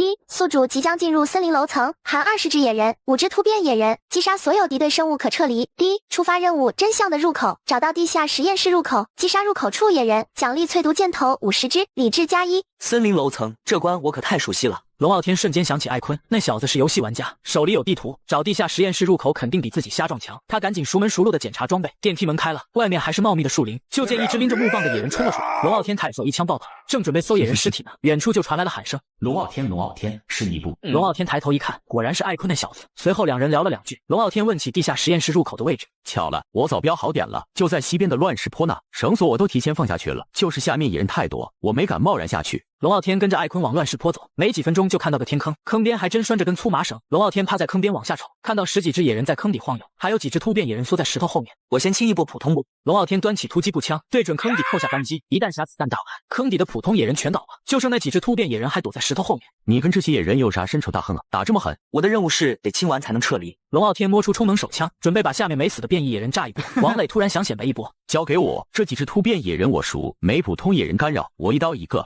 说着就抓着绳索滑了下去，结果刚落地站稳，一只躲在石头后的突变野人突然跳出来，王磊赶紧换上武士刀，瞅准野人的脖子砍过去。总算把他秒了，可还没等他喘口气，另一只突变野人从背后扑上来，一爪子拍在他后脑勺上，王磊连哼都没哼，直接倒在地上，屏幕瞬间黑了。没一会儿，王磊就气喘吁吁的跑了过来，给龙傲天看得一脸懵：“你咋从那边过来了？”别提了，刚才不小心被干翻了，刚复活跑回来，这次我摸清他们的攻击套路了，绝对行。艾坤说着，又抓着绳索滑了下去。龙傲天在坑边等了10几分钟，正琢磨要不要下去帮忙，系统突然响了：“第一，支线任务真相的入口完成，奖励淬毒箭头50支，理智属性+1。”成了。龙傲天松了口气，没多久就看见王磊抓着绳索爬上来。谢了。龙傲天从背包里掏出把霰弹枪，连同一盒弹匣扔给他。这枪是在夺金楼层搜的，但龙傲天更爱用步枪，刚好给艾坤。这枪我自己用不上，你打打野人刚好。王磊接住枪，眼睛都亮了，翻来覆去看了好几遍。卧槽，这枪看着就带劲，义父你也太够意思了。据接上集，艾坤收下龙傲天递来的霰弹枪，兴奋的直喊爸爸。作为回礼，他将自己一直拿着的核动力打火机送给了龙傲天，这是他在游戏里攒的稀有道具，不仅能无限续航，还自带防水属性。随后他又拉着龙傲天去自己营地搬木材，营地堆着提前备好的干柴，两人合力装了满满2大包，称重下来竟有6000多公斤，足够龙傲天用很久。道别时，龙傲天在艾坤眼前凭空消失，非求生者是看不到电梯的，艾坤只当是对方的特殊能力，笑着挥了挥手。回到电梯后，龙傲天先把玩起那枚核动力打火机，好奇之下把它扔进装水的桶，按下开关的瞬间，一团火苗竟在水里窜了起来，指尖碰上去还带着烫手的温度，他赶紧捞出来擦干。虽说暂时没实际用处，但这种颠覆常识的物件留着就很有意思。随后给小恐龙扔了些肉干，躺床上倒头睡去。数个小时后，龙傲天被系统的提示音叫醒。第一，宿主即将进入的楼层为末日城市，该楼层有大量丧尸、大量变异体，宿主需要扮演士兵的身份，在此楼层生存2个小时。成功离开楼层后，你将获得一个升级套装，一个黑曜石宝箱。第一，触发挑战任务，请宿主重创一只特殊变异体，奖励技能自愈。该楼层难度系数过高，宿主可选择一件物品带入该楼层。难度系数过高，不过奖励也真的是很丰富啊。龙傲天果断选了充能手枪，很快电梯下行停稳。他踏出电梯的瞬间，手里多了把满配突击步枪，充能手枪则挂在腰间。眼前是个军事基地，士兵们穿着同款作战服来回忙。哨声响起，士兵迅速集结。坦克上的长官开始下令，海军陆战队在中央公园发现特殊变异体，请求支援。整理装备，立即出发。3架武装直升机率先升空。龙傲天跟着士兵爬上卡车，车队驶出基地时，龙傲天愣住了。外面车水马龙，步行街上还有不少人，完全没有末日的样子。可行驶半小时后，景象突变。龙傲天看到了他想象中的末日城市，到处都是撞坏的汽车以及满地的尸体，甚至连这边的天空都变成了暗红色。丧尸从巷子里涌出来围堵车队，士兵们站在卡车上开枪，几乎2发子弹就能解决一只丧尸。龙傲天也端起枪打了一弹下，心里越发疑惑：士兵枪法这么准，还带坦克，系统为什么说危险？然而，当车队行驶了30分钟后，龙傲天看到了他想象中的末日城市，到处都是撞坏的汽车以及满地的尸体，甚至连这边的天空都变成了暗红色。越往深处走，景象就越恐怖。当抵达中央公园后，一队迷彩服士兵跑过来，报告长官，猎杀小队来了之后，那个特殊变异体就跑了，猎杀小队已经追上去了。我知道了。长官冷淡的点了点头，随后下令警戒搜索20分钟，没消息就撤离。期间丧尸不断冒出，却刚出现就被秒杀。龙傲天正松口气，一只巨大的怪物突然从天上跳下，体型堪比坦克，扛着制导火箭弹的士兵锁定目标，2枚火箭弹将其炸成碎片。就在这时，耳机里传来长官的声音：猎杀小队跟丢目标，准备撤离。龙傲天跟着身旁的士兵往车队走，还没走出几步，前方集合的队伍突然响起激烈枪声，几个士兵朝着自己人开枪，可那士兵挨了一梭子还没事，一跳好几米高，甩出黑红色鞭子插进扛火箭筒士兵的身体，将人拽过去撕成2半。是特殊变异体，身旁的士兵刚扛起火箭就被鞭子穿胸而过，龙傲天吓得心脏骤停，转身躲到断墙后开启静止隐身，眼睁睁看着变异体的鞭子突然变成2个沙包大的拳头，一拳砸歪坦克炮管，而龙傲天蹲在一旁看得一愣愣的。这哪是变异体，这是能战撸坦克的怪物，怪不得系统说难。据接上集，就在龙傲天还在懵逼时，空中突然传来直升机的轰鸣声，3架直升机的火神炮瞬间开火，10几发子弹密集打在特殊变异体身上，可对方竟毫发无损。只见变异体一拳打歪塔克炮塔，接着双手发力，竟将沉重的炮塔硬生生举了起来。龙傲天正疑惑他要做什么，就见变异体瞄准空中，直接将炮塔扔了出去。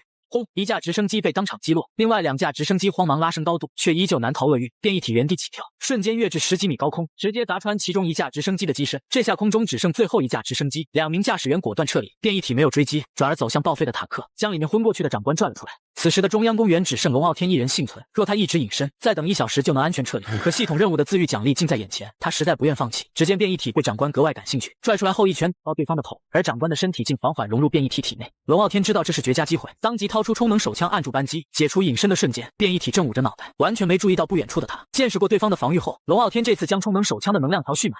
轰！能量球掠过地面，留下一道龟裂的痕迹。龙傲天也被后坐力掀飞5米远，好在能量球威力十足，变异体的身体直接被轰碎，只剩一颗头颅落在地上。呼，疼死了！龙傲天龇牙咧嘴的揉着手腕，端着枪缓缓靠近，确认只剩一颗头颅后才松了口气。恭喜宿主完成任务，奖励已发放，请在属性面板中查看。龙傲天在一旁等待撤离时间，却没注意到变异体的头颅突然睁开眼睛，地上的血液正不断被他吸收。很快，2小时的生存目标达成，电梯瞬间出现在眼前。走进电梯后，他来到屏幕前查看电梯升级进度，目前只差一个升级套装就能升到12级。这时才想起自愈能力，龙傲天打开属性面板，自愈的效果是受伤后恢复速度大幅度增快，身体消耗的能量翻倍。这能力好像有点鸡肋啊。龙傲天嘀咕着，掏出匕首在胳膊上划了道小伤口，细密的血珠渗出。按常理这种小伤要1-2天才结痂，可20多分钟后，伤口竟直接愈合，连结痂的过程都没有，手腕的酸痛也消失了。关键时候能救命，尤其是没药品的时候，他总算放下心。原本还以为能像死士那样瞬间痊愈呢，肚子传来饥饿感，龙傲天拿了罐肉罐头充饥，吃完罐头，他又让小迅猛龙去水池捞了2条黑鱼烤着吃。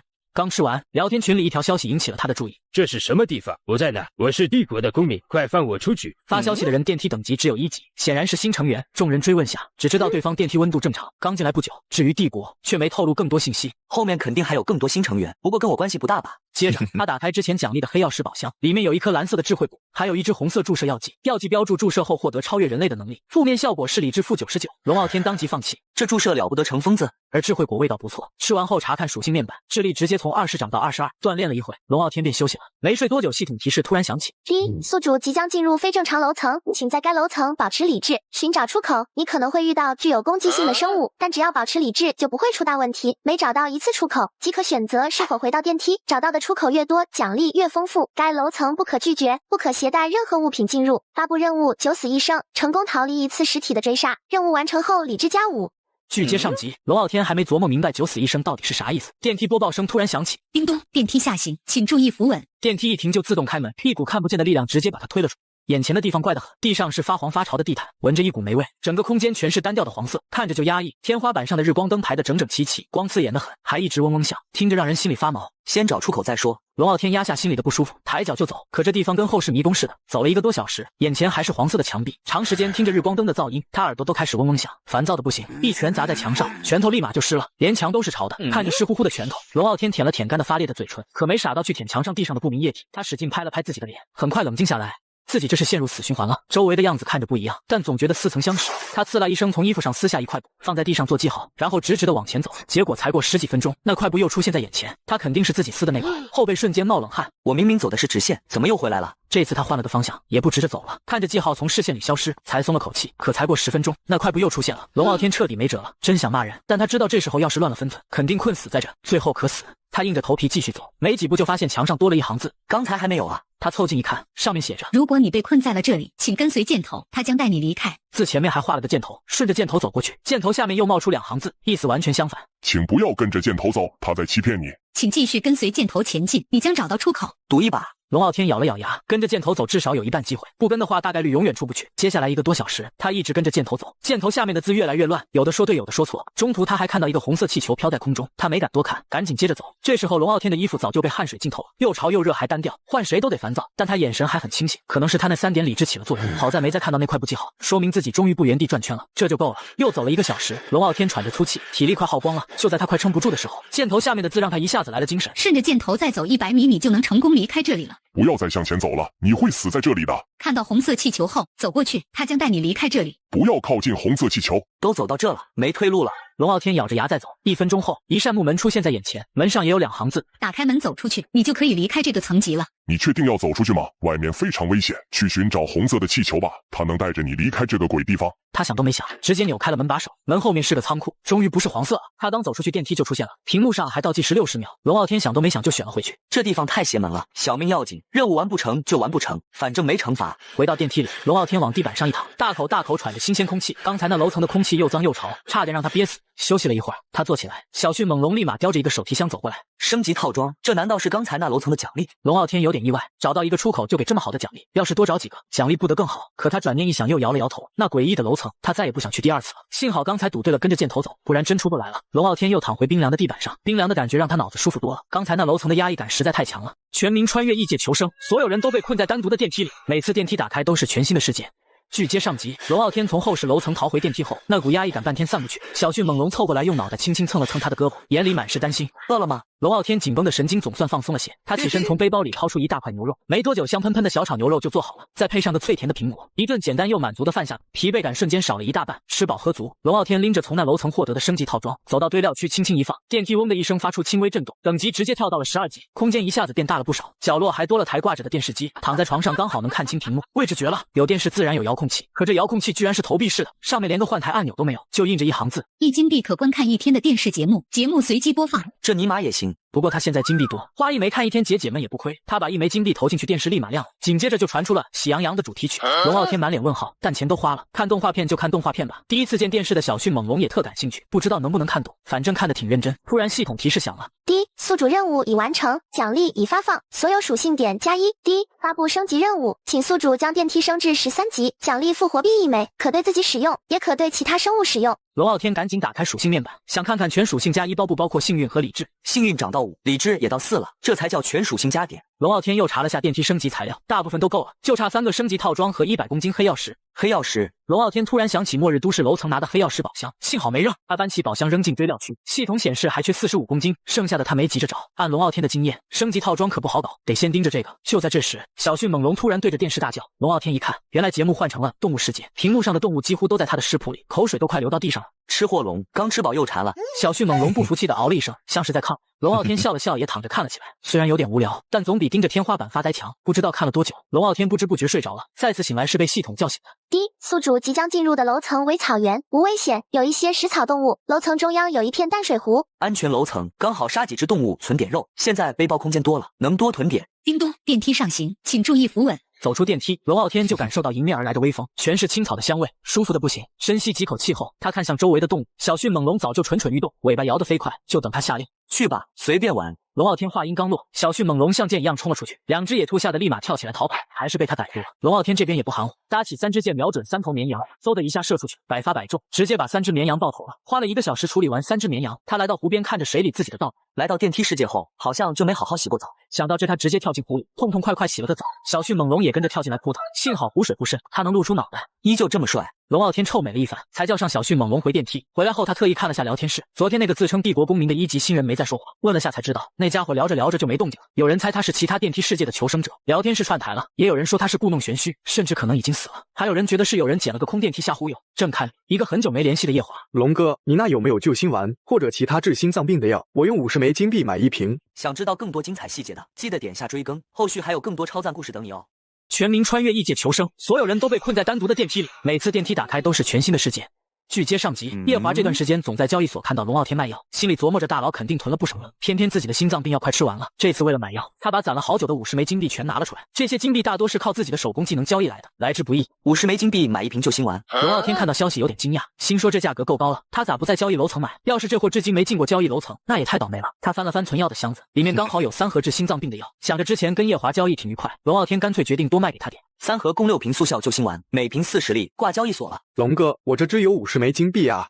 就50枚。感谢龙哥，以后有什么事情管吩咐，我能做到的绝对全力以赴。他没想到龙傲天这么大方，心里感激的不行。救心丸需求不算多，但架不住求生者人多。龙傲天刚挂上去，就有几十条交易请求弹出来。不过夜华出价最高，交易信息排在最前面，顺利拿到了药。龙傲天的堆料区多了50枚金币，夜华则终于松了口气，不用担心要断档了。龙傲天走到工作台前琢磨，现在暂时没啥需要夜华帮忙的，但这家伙手工技能厉害，让他欠个人情以后肯定用得上。正想着，他瞥见了健体丹药的合成配方，想起那奇怪的味道，忍不住好奇起来。系统，健体丹药我在吃还管用不？滴，尊敬的宿主，依旧有效，每服用1颗健体丹药，您的力量、速度、敏捷各加1。OK， 懂了。龙傲天点点头，随后一边举哑铃锻炼，一边看电视打发时间。离电视到期还有好久。没过多久，系统提示突然响起：滴，宿主即将进入团队对抗游戏楼层，共10名求生者，分警、匪2队，每队5人，共5回合，失败方全部抹杀。该楼层不可携带物品，建议宿主进入。第一，游戏规则：警察阵营阻止匪阵营安放炸弹，匪阵营需在规定时间内引爆炸弹，阵亡受伤下一回合恢复。准备时间可购买装备，无对上。游戏结束后抽奖结算奖励。进入该楼层的求生者均有战场经验，请宿主不要大意。这不就是 CS 吗？龙傲天本来还想着靠枪械精通乱杀，可系统说所有人都有战场经验，瞬间收起了轻敌的念头。叮咚，电梯下行，请注意扶稳。叮咚，本楼层为团队对抗楼层，共10名求生者，每5名一队。后面的规则和系统说的差不多。电梯停稳后，龙傲天走了出去，特意让小迅猛龙留在电梯里。面对热武器，他也帮不上忙。很快，另外4个队友也出现了，分别是3男1女。就在这时，龙傲天感觉有人在打量自己，转头一看，眼睛瞬间瞪大。秦安。傲天，还真是你！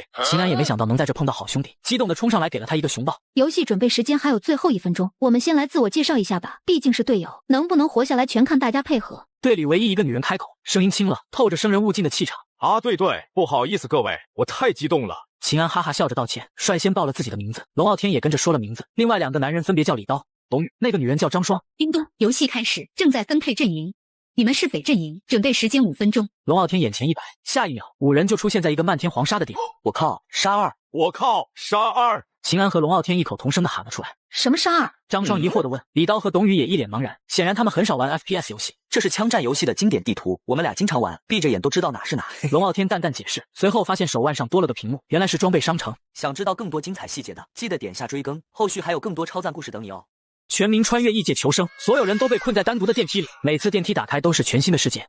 据接上级，经过短暂的沟通，团队迅速确定了分工。张双提议由对杀2地图了如指掌的龙傲天担任队长，曾是中东佣兵团团长的李刀主动请缨当副队长。秦安和董宇毫无异议，毕竟现在几人是生死与共的队友，默契配合才是活下来的关键。你们买件防弹衣就行，秦安带个闪光弹给我打掩护，咱们冲 A 门，副队长带张双、董宇从 A 小摸上去偷屁股，打他们个措手不及。秦安立马照做，心里却忍不住嘀咕：傲天这家伙哪来的这么多战场经验？不过看他自信的样子，秦安也没多问，毕竟是自己的好兄弟，他可以无条件相信。回合开始，系统音刚落，龙傲天拎着手枪率先冲向 A 门，秦安紧随其后抛出闪光弹，砰！刺眼白光炸开，一名蹲守门的警察瞬间失明，慌乱转身逃窜。龙傲天趁机追击，对着对方后背连开数枪，受制于手枪有限威力与对方的防弹衣防，足足射击4、5次才成功将其击杀。平台上的警察目睹队友惨死，立刻通过对讲机呼救。原本驻守忍者未与必区的警力纷纷回防内打，却不知李刀3人已趁机摸进无人防守的 A 小。龙傲天见状，故意将枪伸出乱扫，制造混乱，吸引警方注意力。很快，平台方向的枪声渐弱，李刀3人偷袭得手。龙傲天与秦安趁机包抄拦车残余敌人，几声枪响后，第1回合顺利获胜。仅李刀与张双中弹，好在第2回合即可自动恢复。第2回合，团队腰包充盈，全员配备全甲、长枪与道具，战术依旧锁定一区，只是改造为小。龙傲天先跳至暗道，扔出烟雾弹封死中门。李刀、张双、董宇与秦安依次摸向 A 小，他则殿后防备必须回防之敌。警方见中门被封，立刻警觉 A 小方向，一名手持内格夫的警察提前瞄准，拦车与2箱后也各藏一人。战斗瞬间爆发，打头阵的李刀遭数十发子弹命中，当场阵亡。张双与董宇迅速反击，击杀忍者为敌人后撤。随后张双抛出闪光弹，董宇切换 A2 单发模式，侧身爆头平台上的失明敌人，自己却被拦车敌人反杀。张双随即翻滚拉枪，对着拦车疯狂火力压制，无奈车身材质特殊无法穿透。秦安见状果断投掷手雷，嘣一声将拦车敌人炸翻。双双趁机安放炸弹，秦安负责警戒 A 大与警家，龙傲天则紧盯 B1 方向。2名残余警察从中路冲向警家，张双开枪打伤1人，龙傲天果断从 A 小跳下准备偷后，却被对方乱枪击中4肢，疼得龇牙咧嘴。好在对方急于枪暴露身位，被张双一枪毙命。最后1名躲在警家的警察也被队友遗留的手雷炸死。第2回合再度获胜，连续2把强攻一区后，龙傲天判断对方会重点布防，果断调整战术。第3回合 Rush B， 李刀带领张双、董宇从 B1 走中路，他与秦安则满配道具，直接压制 B 空。然而计划刚执行 ，B1 方向突发意外，一名警察架起内格夫，直接将李刀3人全部击杀，局势瞬间陷入劣势。好在龙傲天与秦安成功杀进 B 区，爆头白车老6后，秦安大喊着安放炸弹，自己则守在白车架 B 门，还往狗洞扔了颗燃烧弹。不料警方接连扔进3颗闪光弹，秦安瞬间失明，被冲出来的敌人打成筛子。龙傲天寡不敌众，虽完成1换1，最终仍死于乱枪之下。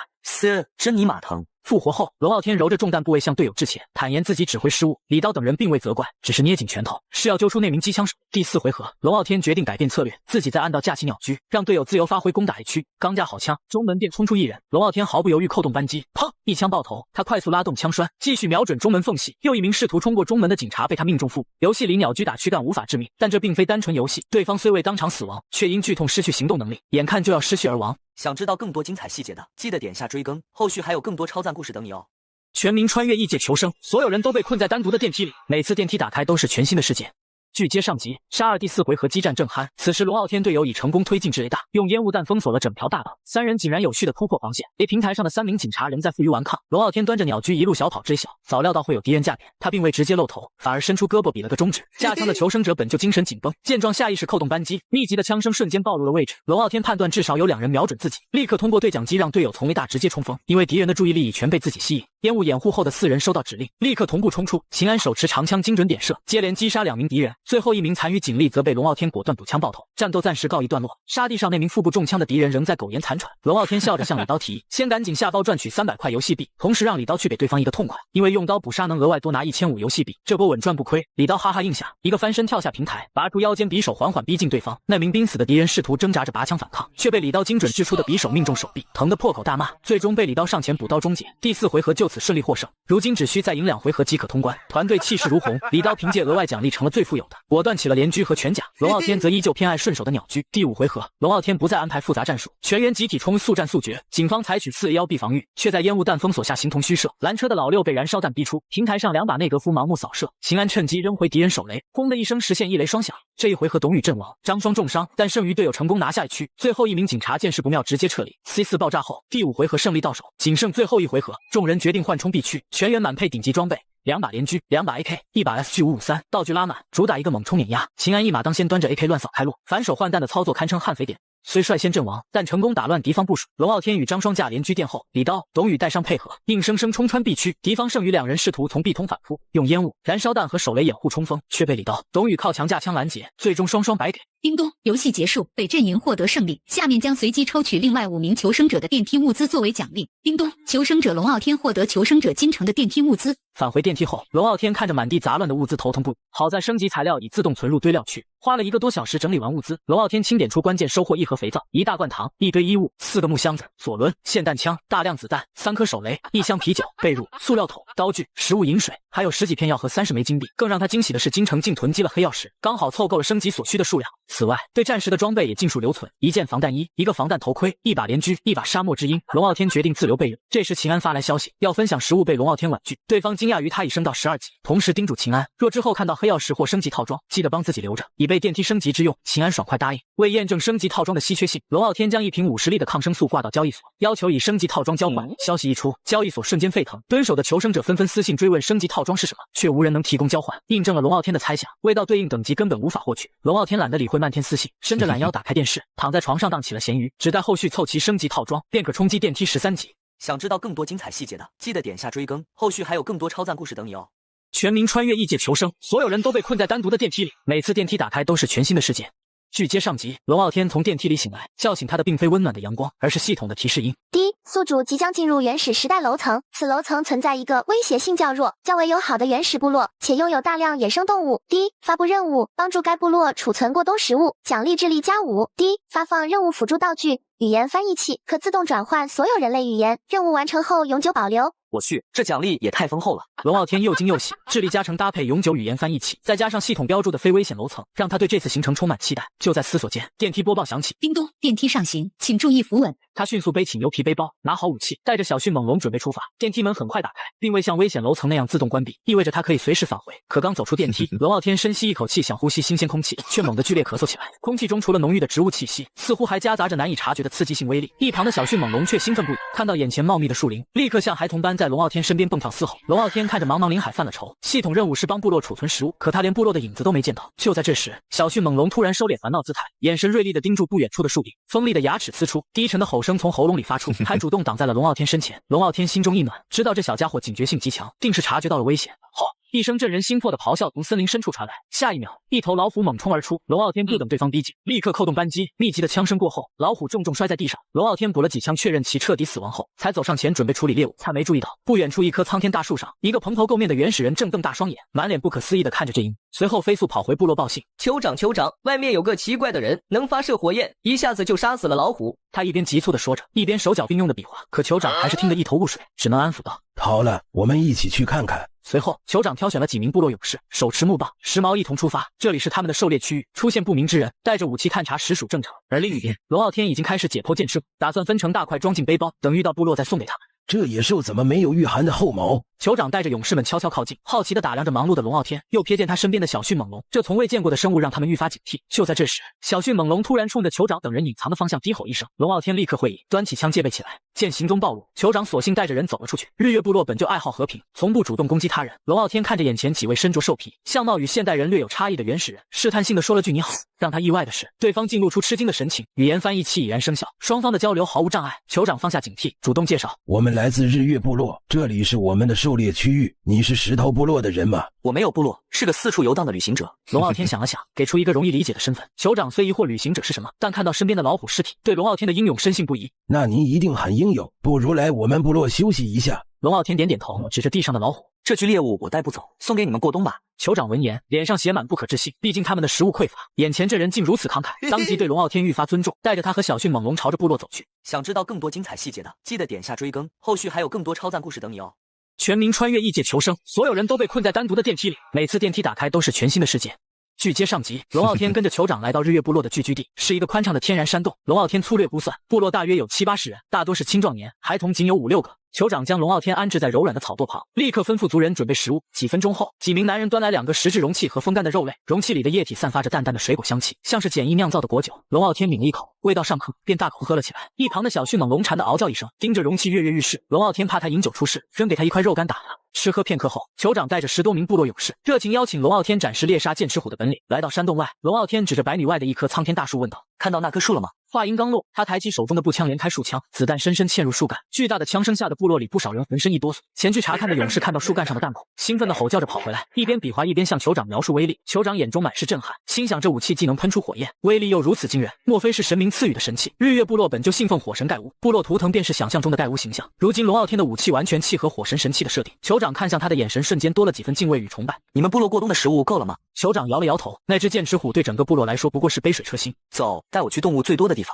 龙傲天算了算电梯关闭的时间，准备速战速决，避免浪费加时卡。酋长立刻吩咐族人带路。很快，龙傲天来到树林外的一片宽广草原，草原被白雪覆盖，却仍有不少动物在雪地中寻找食物。那些猛犸象没有离开，可它们体型太大，成群结队，我们根本无法猎杀。族人指着远处的象群说道。龙傲天看着每头足有10来吨重的猛犸象，心中盘算，杀个3-5头，足够部落过冬了。众人悄悄靠近，在距离象群100多米处停下。龙傲天屏气凝神，瞄准一头正在觅食的猛犸象头，果断扣动扳机。砰砰砰砰砰！为确保一击必杀，他连续射击数枪，那头猛犸象中弹后轰然倒地，抽搐几下便没了动静。遭受攻击的象群立刻警惕地寻找敌人，以他们的体型本可横行无忌，可龙傲天手中的神器让他们感受到了致命威胁。龙傲天再次密集点射，又打死一头猛犸象，象群彻底慌了，嚎叫着成群结队逃离。他用弹匣中剩余的子弹再留下一口，才停止射击。见龙傲天在100米外轻松猎杀3头猛犸象，跟随而来的部落勇士们纷纷下跪跪拜，该更是将自己的象牙刀献给龙傲天。这把刀虽美观，但锋利度和坚硬程度远不及龙傲天的匕首，他还是欣然收下当作纪念。枪声吓跑了草原上的其他动物，刚好方便日月部落分割猛犸象的肉。这时系统提示响起：恭喜宿主完成任务，奖励已经发放。龙傲天松了口气，电梯关闭的时间也快到了。他让酋长带着几名族人跟随自己前往电梯处。回到电梯后，龙傲天迅速在交易所购买了10几把弓和大量弓箭，又从电梯中拿出所有砍刀、长刀，对赶来的酋长等人说：这些武器送给你们，刀很锋利，这个叫弓，我教你们怎么用。说着，他拿起犀角弓搭上箭矢射出，借着100%命中的技能，箭矢在空中划出弧线，竟精准射下一只飞鸟。部落众人再次跪拜，彻底将他当成了图腾上的神明，不仅送食物，还送如此强大的武器。我要走了。龙傲天带着小迅猛龙返回电梯，看着他再次凭空消失，酋长等人虔诚跪拜。回去后便将部落图腾换成了龙傲天的样子，后来还为他打造了全身雕像，连手中的神器都刻画得栩栩如生。返回电梯的龙傲天对此一无所知，他拿出笔记本写下石器时代4个字，之前经历的所有楼层，他都一一记录在册。若有机会回到蓝星，一定要好好调查一番。想知道更多精彩细节的，记得点下追更，后续还有更多超赞故事等你哦。全民穿越异界求生，所有人都被困在单独的电梯里，每次电梯打开都是全新的世界。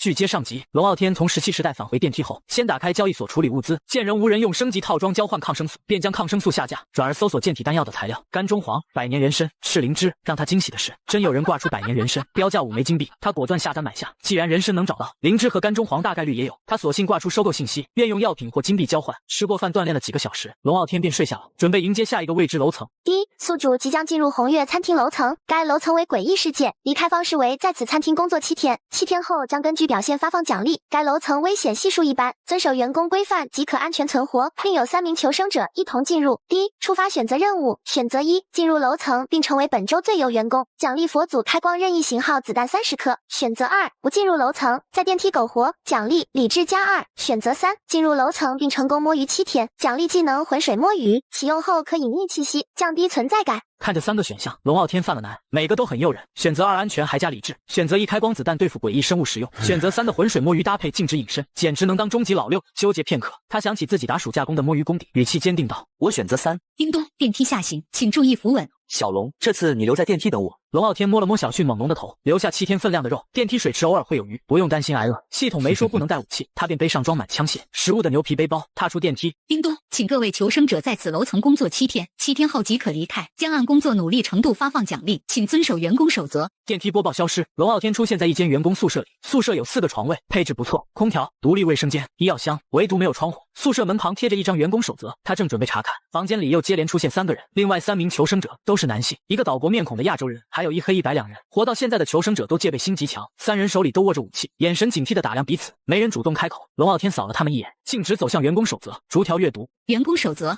人类员工非工作时间禁止离开人类活动区域。2、员工之间要和睦相处。3、顾客是最大的，要微笑面对所有客人。4、晚上9点后，人类员工禁止离开宿舍。5、工作时需在更衣室穿戴员工制服，私自脱下后果自负。6、工作要积极，禁止严重摸鱼。工作时间：上午9点到1点，下午3点到7点，禁止迟到。8、违反员工守则将受到惩罚。8条规则看似不苛刻，其中和睦相处1条，让龙傲天暗自盘算。墙上时钟显示上午11点，已过上班时间，便挑了个下铺坐下。另外3人看完守则也开始选床位，白人占了另一个下铺，岛国人心照不宣爬上上铺，唯独那个黑人晃晃悠悠朝龙傲天走来。嘿，上面去。黑人语气轻蔑，带着种族歧视的恶意。龙傲天心中冷笑，看来这是觉得他好欺负。你好，我叫龙傲天，你呢？龙傲天脸上挂着不怀好意的笑，伸出了手。黑人不屑地伸手，刚碰到龙傲天的手，就发出一声惨叫。疼！龙傲天的手像老虎钳般攥住他的手掌，任凭他怎么挣扎都纹丝不动。下次把嘴放干净一些。若不是守则规定和睦相处，他早拔枪了。黑人疼得连忙求饶，龙傲天松开手。他这么做，1是惩戒挑衅者，2是树立威信。守则虽要求和睦，但宿舍里的小冲突未必会被发现。可就在这时，宿舍门突然被推开，一个身穿西装却透着诡异气息的男人走进来。想知道更多精彩细节的，记得点下追更，后续还有更多超赞故事。